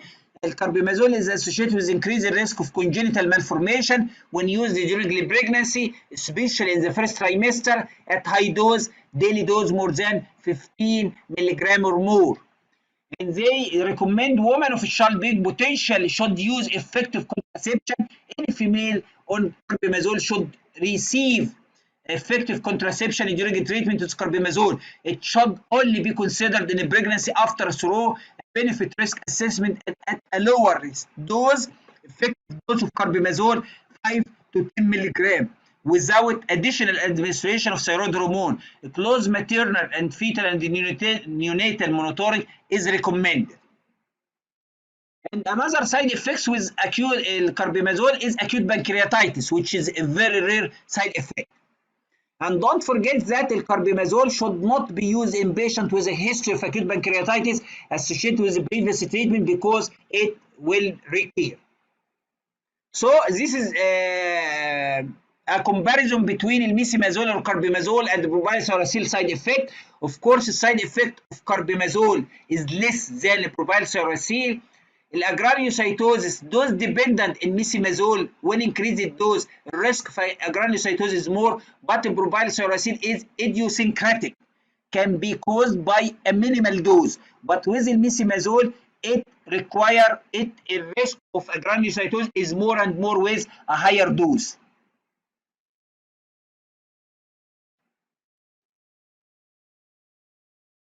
Yes, Dr. Chavan asked about in a woman already pregnant on carbimazole, will aplasia cutis side effects occur? Yes. Aplasia cutis can occur with carbimazole once the mother get pregnant during receiving this drug.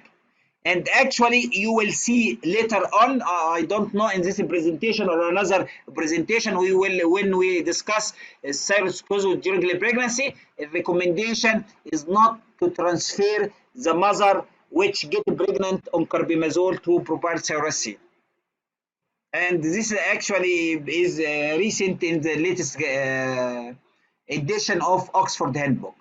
ANCA positive vasculitis extremely rare with methimazole. It is rare, more common with propylthyracil.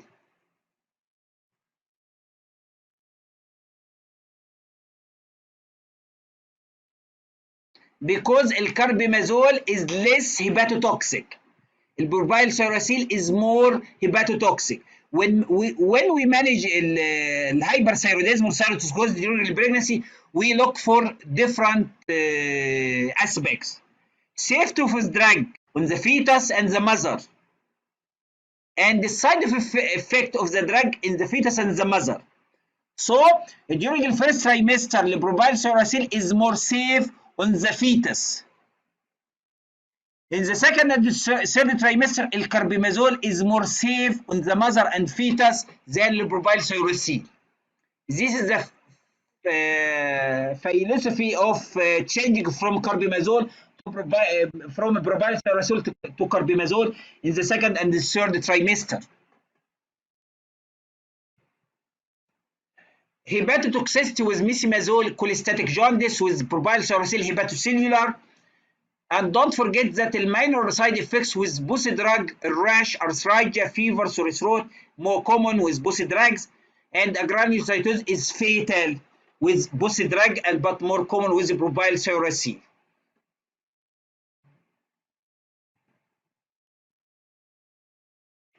Yes, Dr. Chavan, in the guidelines, actually I will cover it during the session during management of thyrotoxicosis with pregnancy. American guidelines have two very important guidelines. In 2013, they published a very important guidelines about the management of thyroid disorders during pregnancy and postpartum. And they recommend the propylthyracil in the first trimester, and after that we should convert to carbimazole. But in the latest guidelines updated in 2017, they don't recommend this transformation, because if you transform from a propylsulfuracil to carbimazole, you may lose some of thyrotoxicosis control by this conversion. And in this situation, they cannot conclude to convert or not convert to carbimazole after the first trimester. But don't forget that this is American recommendation, not a British recommendation. In the exam, after the first trimester, you should convert to carbimazole. This is for exam. But in a clinical practice, I actually follow the American recommendation, conversion or not to convert according to the availability of the drug and also according to the control of the hyperthyroidism. So don't forget this. الانكا anti-neutrophilic cytoplasmic antibody positive, not negative. And actually this is not correct. Actually in the Oxford Boss edition they write it incorrectly as ANCA negative vasculitis. So I put the page number to correct this in your book. ANCA positive vasculitis, not negative vasculitis. In both editions of the Oxford, this is written incorrectly. الانكا positive vasculitis develops with propylsulfuracil. It may cause arthralgia, skin lesion, glomerulonephritis, fever, alveolar hemorrhage.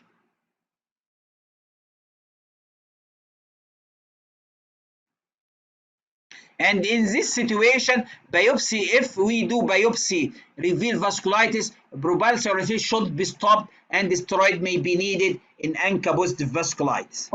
So how to treat من فضلك regimen? Yes. هو احنا نوقف البروبايسولوراسيل يعني قبلها بقد ايه؟ قبل لو انا ايه؟ عايزه اسس يعني بايه؟ before what? يعني if we need assess اللي هو الانكا البروبايسولوراسيل should be stopped يعني No, not stopped. It is stopped if we diagnose it is ANCA positive vasculitis. If it is ANCA positive vasculitis, so this is a side effect of propylsulfuracil. So we should stop propylsulfuracil because this is a drug that causes ANCA. Okay. And give steroid for management, and of course we can go to another option for management of this thyrotoxicosis. How to give drugs, antithyroid drugs? We have two regimens. You should know them actually, and in clinical practice. The first one, and this is the recommended one for all of our patients, dose titration regimen. The dose titration regimen, we start by a very high dose of antithyroid medication, and after control of thyroid hormone, we should reduce the dose of antithyroid medication. This is known as a dose titration regimen. We start by a high dose of antithyroid drug, and later on, after a few weeks, after control of thyroid hormone, after decrease of thyroid hormone synthesis, we should decrease the antithyroid medication and then decrease it to reach a minimal dose to control thyroid hormone synthesis. Another option is a block and replace regimen, and this regimen is not recommended nowadays except in one situation. So a block and replace regimen, previously they give a high dose of numericazole or carbimazole or antithyroid drug plus levothyroxine 100 microgram per day. So we give antithyroid drug with levothyroxine as a replacement therapy. In this situation, this block and replace regimen previously think that this regimen will decrease the duration for management of a Graves' disease to 6 months, not 1.5 years. So, but nowadays, risk of remission in both conditions the same, but the side effects is more and more with the block and replace. So they recommend the previously block and replace regimen to decrease the duration and decrease the rate of remission. But nowadays, the recent data concluded that a rate of remission in both regimens are equal, but the side effects with block and replace is more. because we give antithyroid drug, high dose of antithyroid drug for a long duration. Just can I ask for Dr. the first Hisham, regimen? Dr. Hisham Defalla asked,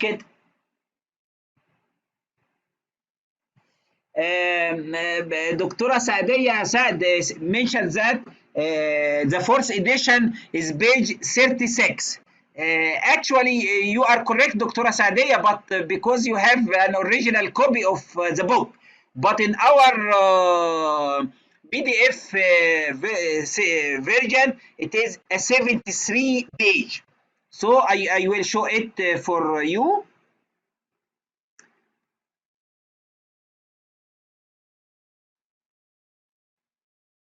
Okay. So this is actually not a true PDF. This is a available PDF to us. So this is the number of the book, 73.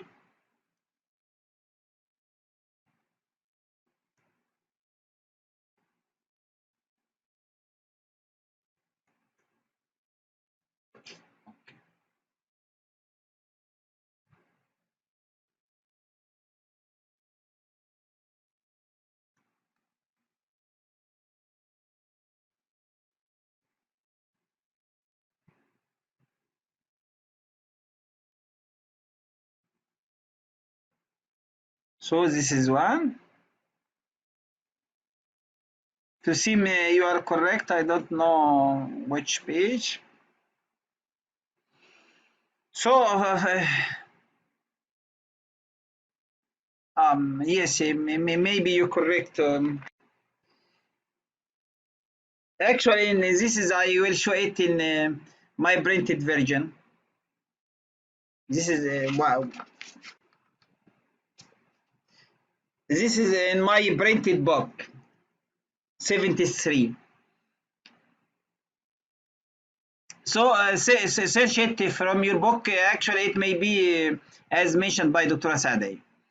Okay. Just can I ask for dose titration? Are we aiming for TSH to be lower normal or higher normal, please? Yes, this is the next slide, doctor. But I will ask Dr. Hisham Defalla, ask in case of granulocytosis, do we go for radioactive iodine? Yes, this is the next option. Once the patient developed a granulocytosis, antithyroid medication is contraindicated. So we will go to the radioactive iodine as a first option, or surgery if the patient prefers this option. So block and replace is not the correct answer in any question in the exam. A remission rate similar with titration or block and replace regimen, and as we mentioned, the block and replace regimen is more side effects. So dose titration regimen, how to achieve? The primary aim is to achieve euthyroid state with relative high drug dose. We give a high dose of the carbimazole, and then to maintain euthyroidism with a low stable dose. The dose of carbimazole or propylsulfonyl is titrated according to the thyroid function test performed every 4 to 8 weeks.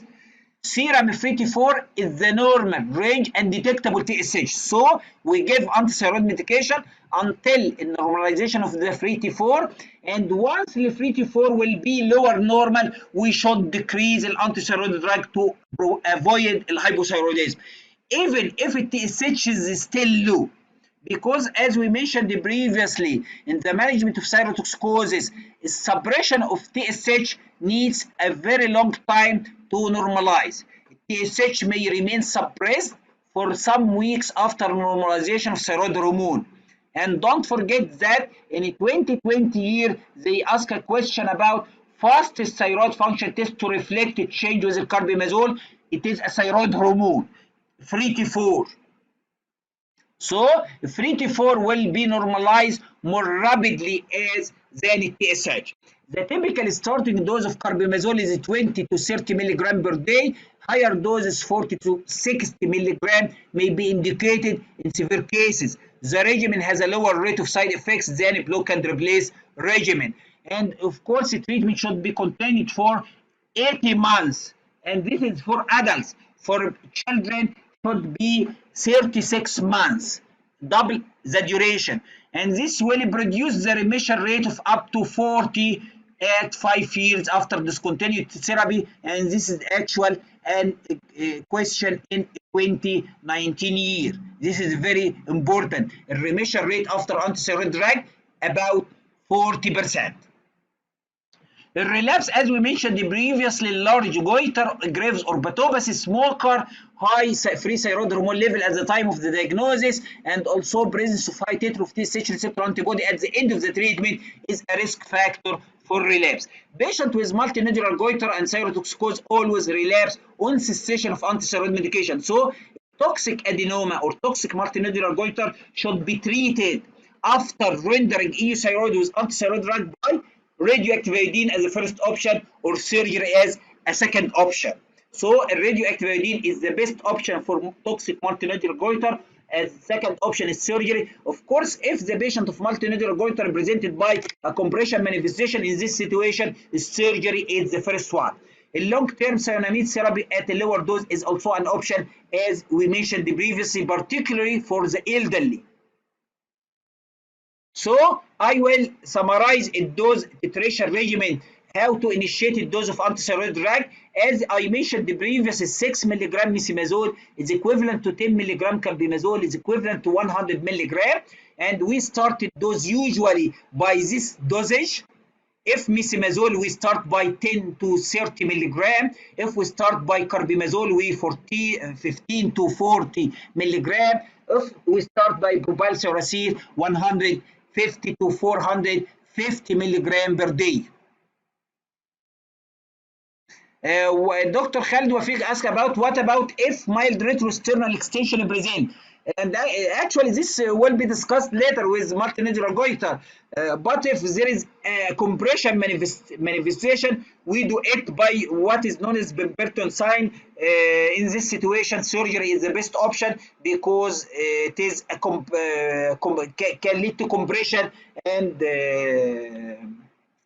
as a side effect. How to start by which dose? According to the biochemical parameters, F34 level and the clinical severity of the disease. And this is a rough dosage guidelines according to the level of the F34, according to the level of the F34. If the F34 is elevated more than normal, 1.5, we should start by mesimazole 5 to 10 mg. If F34 is twofold more than normal, we can start by 10 to 20 mg mesimazole. And if F34 is more than 3 upper normal, we should start by a high dose of mesimazole, 30 to 40 mg, and you can convert this number to carbimazole. 10 mg carbimazole, 6 mg mesimazole is equivalent to 10 mg. So this is a rough dosing to start with in a patient with Graves' disease. And don't forget that some foods can affect the antithyroid medication. So antithyroid drugs are more effective in blocking thyroid hormone production when patients' iodine intake is low. And conversely, the drug effectiveness is lower when dietary iodine is high. So the diets that contain high iodine intake should be restricted to some extent, like eggs, meat, and the milk, and so on. So foods contain a high iodine intake should be avoided during at least initial phase of management of Graves' disease. So after starting mesimazole, the healthcare provider visits or labs test as many as 9 to 12 per the course. So every 1 to 2 months, the patient should do thyroid assessment. Every 3 to 6 months, we should measure the free thyroid hormone T3 and the T4, and we will decrease the mesimazole by 30 to 50% when the free thyroid hormone lower normal, not upper normal. Once the free thyroid hormone is decreased to the lower normal level, irrespective of the TSH level, we should decrease the mesimazole dose, because TSH remains suppressed for several months after starting therapy, and it is therefore not a good parameter for monitoring therapy early in the course. And also don't forget that serum T3 should be monitored with free T4 because the serum free T4 level may normalize despite persistent elevation of the serum total T3. So we should reduce the methimazole dose or carbimazole dose once the free thyroid hormone post free T4 and total T3 decrease to the lower half of the normal. After 3 to 6 months, we should repeat thyroid function test until the normalization of the thyroid hormone, and the methimazole is tapered to, this is the maintenance dose, 5 to 10 milligram, or carbimazole is maintenance dose 10 to 15 milligram, and the propyl thyroxine 100 to 150 milligram per day. This is the maintenance dose. We will continue this maintenance dose and assess thyroid function test every 3 months until end of the course. At least 18 months for adults. After that period, we should do TSH receptor antibody if it is negative, so we can stop antithyroid drug. And in this situation, remission will be high and high. The dose of methimazole may be split in initial period to lead to effective TPO blockade for a full 24-hour period, but some recommend single daily dose of methimazole. So methimazole can be given a once daily full dose, or can be divided. If a very high dose, we can divide it into 2 daily. The duration of the therapy for Graves' disease, it is approximately 12 to 18 months, and then discontinue of TSH receptor antibody, and the TSH is normalization, and the TRAb level are normal at that time. So this is a summary of management of Graves' disease according to the latest European Thyroid Association guidelines published in 2018. In any patient untreated Graves' disease, the first option is medication, methimazole for adults and children, and then go to the maintenance dose. If the patient cannot tolerate methimazole or non-compliance, or the patient prefer another option, in this situation, radioactive iodine or surgery is an alternative to the antithyroid drug. Radioactive iodine is preferred if there is a small goiter, no or inactive Graves or pathopathy. Surgery is indicated if there is a nodule or a goiter more than 50 milli, or active Graves or pathopathy, or the patient preparing for pregnancy in the following few months. After this, for the patient of persistent hyperthyroidism, after 18 months with positive TSH receptor antibody, we have 3 options: methimazole for another 1 year, or definitive therapy by radioactive iodine or surgery, or long-term low-dose methimazole. In a case, methimazole given to another 1 year, then TSH receptor antibody measurement. If it is a negative, stop. If it is positive, we should go to radioactive iodine or the surgery.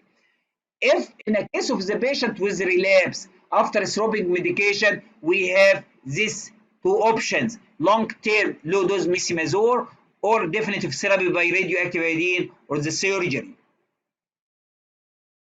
And this is the same factors that increase the risk of relapse after withdrawal of the drug.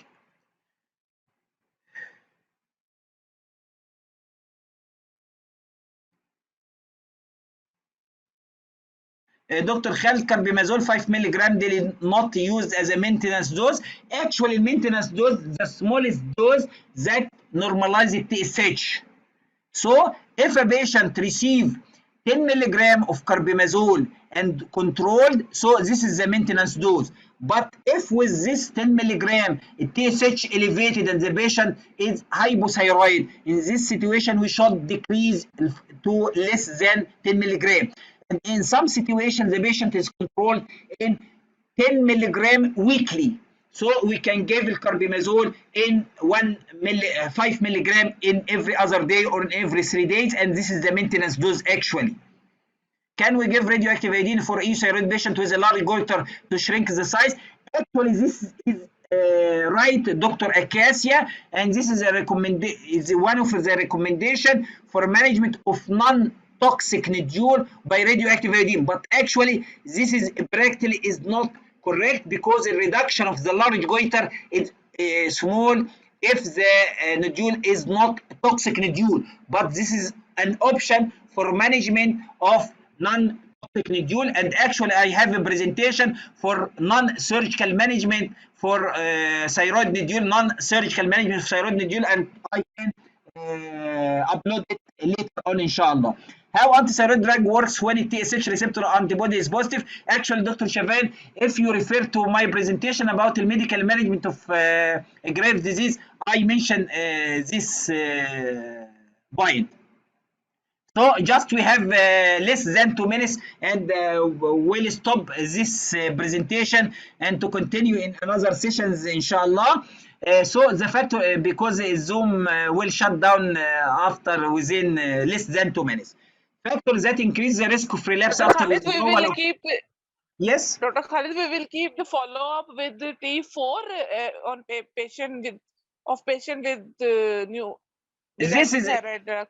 mainly we follow the patient mainly by free T4 and total T3. This is the most important to follow up. And we can Free measure in this T4 situation TSH as an additive marker, but we decrease the dose of antithyroid drug according to the free T4 and T3. T3, okay, okay. So if Zoom stop, we can join again to stop this topic, this issue for medication. So if Zoom stop, we will rejoin again.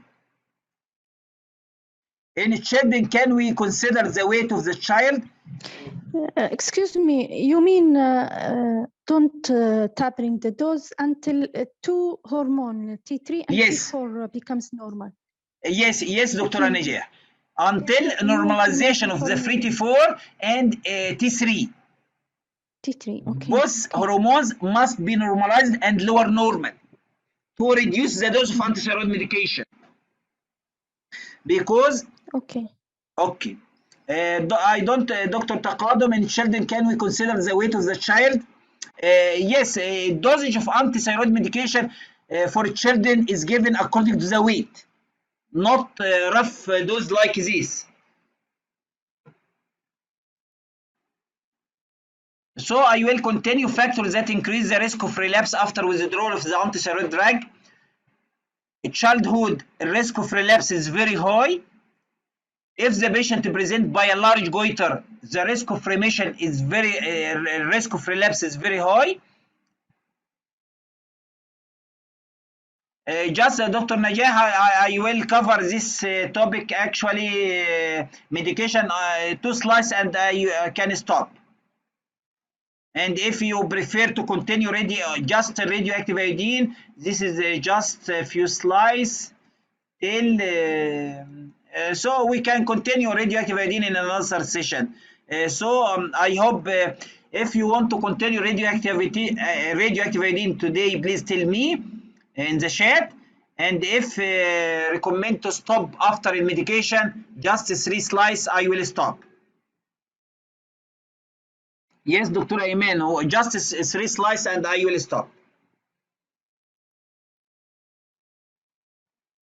So this is factors that increase the risk of relapse after withdrawal of the antithyroid drug. Childhood, the risk of relapse is very high. Actual remission rate in the children is very, very low. Each child presented to me with a grave disease, I recommend a very long duration to by carbimazole, and after that I recommend definitive therapy by radioactive iodine or surgery. Large goiter, severe thyroid dysfunction and diagnosis, short duration of antithyroid drugs or incompliance with medication, active orbitopathy, the presence of TSH receptor antibody positive at the end of the course, active smoker, high iodine intake, postpartum period, because in the postpartum period autoimmune disorder is a flare up.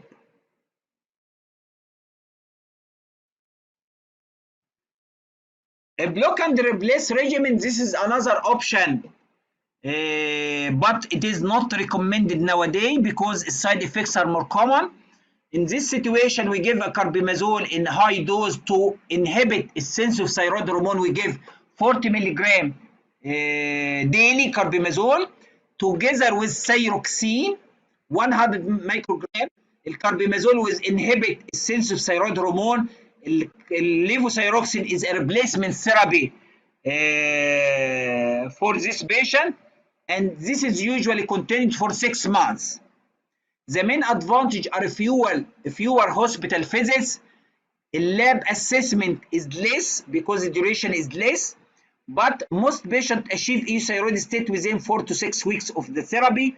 During the treatment, the free T4 value are measured for weeks after starting levothyroxine, and we can increase the levothyroxine dose by 25 microgram if the free T4 is in the normal, to maintain the free T4 in the normal range. So if we give carbimazole 40 milligram and levothyroxine 100 microgram, in this situation we do free T4. If free T4 is elevated, we reduce the dose of levothyroxine. If the free T4 is lower than normal, we decrease the dose of levothyroxine. If the free T4 is more than normal, we should decrease the levothyroxine dose. If the free T4 is lower than normal, we should increase the dose of levothyroxine as a replacement therapy. But don't forget that the assessment of free thyroid hormone should be 4 hours after the dose of levothyroxine. And we will cover it in the For a week, not 4 hours. You mean to 4 avoid, weeks? because if any patient receive levothyroxine and do the assessment of T4 within 4 hours, it will be falsely elevated than normal. So we, to avoid this peak elevation after the intake of levothyroxine, we should do the assessment of a free T4 either before the intake of the oral tablet or after for at least 4 hours of the oral tablet. A block and replace regimen is more side effects, so this is not recommended nowadays.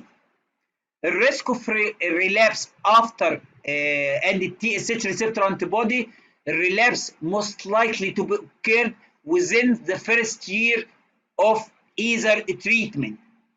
If a TSH receptor antibody more than 12 international units per liter at diagnosis of grave disease, in this situation, risk of relapse 60% at 2 years and 84% at 5 years.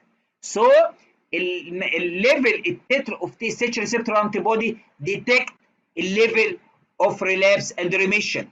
Elevated TSH receptor antibody favor definitive treatment, either radioactive iodine or thyroidectomy. Patients with persistent TSH receptor antibody after the end of the course can continue antithyroid drug treatment and repeating TSH receptor antibody after the additional 12 months or option for therapy with radioactive iodine or thyroidectomy. If the patient relapse after completing the course of antithyroid drug, definitive treatment is recommended. However, continue long-term low-dose antithyroid drug can be considered. So this I will stop now, and if anyone has any question about this talk, I will it is welcome. And actually we inshallah in the next sessions will cover other topics of this session. So this is a session 2 from my course, and it is divided into 2 parts, part 1 and 2. Part 2 is the first session. دكتور بس من فضلك Yes. الانتيرويد دراجز ليها افكت على السايز بتاع الجويتر؟ Yes, actually, yes, and actually, I will go to, excuse me, I will go to this slide. The mechanism of action is actually put in this slide. We can, this is one. This is a European guidelines, this is one. The mechanism of action of antithyroid drug, الfollicular cell growth, it inhibit الfollicular cell growth, so will decrease the size of the thyroid gland. Okay. Thank you, doctor. راديو اكتيف ايودين، مين اللي بيحدد يعني كام سيشن او مثلا الدوز او كده؟ Actually, in the developed country, actually, the endocrinologist should recommend the dose of radioactive AD. But in our countries, the nuclear medicine physicians decide the dose.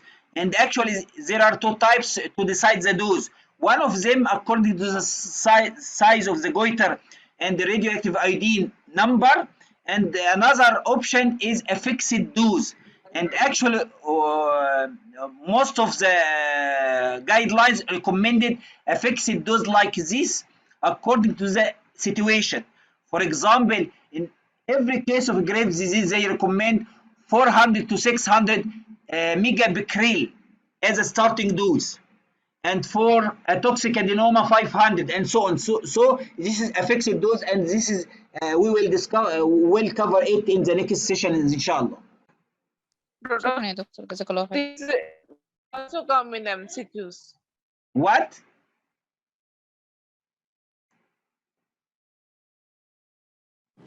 Next session will be next week, Dr. Khalid. As I mentioned, just a minute, Dr. Khalid Wafiq asked about some options suggest that no difference in the lab value whether patient taking levothyroxine before test or not. Actually, we can cover it in the session of hypothyroidism actually, but if you look for these guidelines by American Thyroid Association, this is guidelines. I think not American Thyroid Association for hypothyroidism.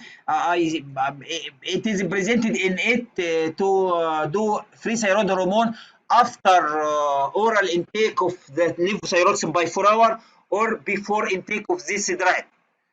So let us discuss it later, inshallah, and I will put it its slide in the next presentation. So the next presentation actually not in the next Friday, because next Friday I will do a revision session for the doctors who will appear in the next exam after 2 weeks, actually less than 2 weeks. If we have time, we can cover this presentation. If not, according to the situation, because also in the next Friday and the following one, I have another mission in Hurghada, so I will put in the WhatsApp group the date and the time before sufficient time. So inshallah, in the next presentation, we will start from a radioactive iodine treatment and the surgery, and we will cover thyroid disorder during pregnancy, thyrotoxicosis during pregnancy, and testosterone, and we will also answer some questions. So today we cover about 12 questions, and we will continue inshallah in the next session. Thank you very much, Dr. Khalid. Dr. Mehawish asked the question about Dr. Khalid. You told there is one indication for a block and replace regimen. This is a true, Dr. Mehawish. Fetal thyrotoxicosis, neonatal thyrotoxicosis. For example, as we mentioned the previous, TSH receptor antibody pass the placenta and causes neonatal thyrotoxicosis, and we can diagnose it by fetal heart rate more than 160, and also by presence of the done by abdominal sonography for the fetus. If we diagnose a fetal thyrotoxicosis, in this situation, we give a very high dose of carbimazole to pass the placenta and render fetal thyrotoxicosis, but this high dose will render the mother hypothyroid. In this situation, we should give the mother levothyroxine to avoid hypothyroidism. So in this situation, we treat the mother and the fetus by block and replace therapy, Dr. Mehawish. Thanks for all, and inshallah see you later inshallah. Assalamu alaikum wa rahmatullahi.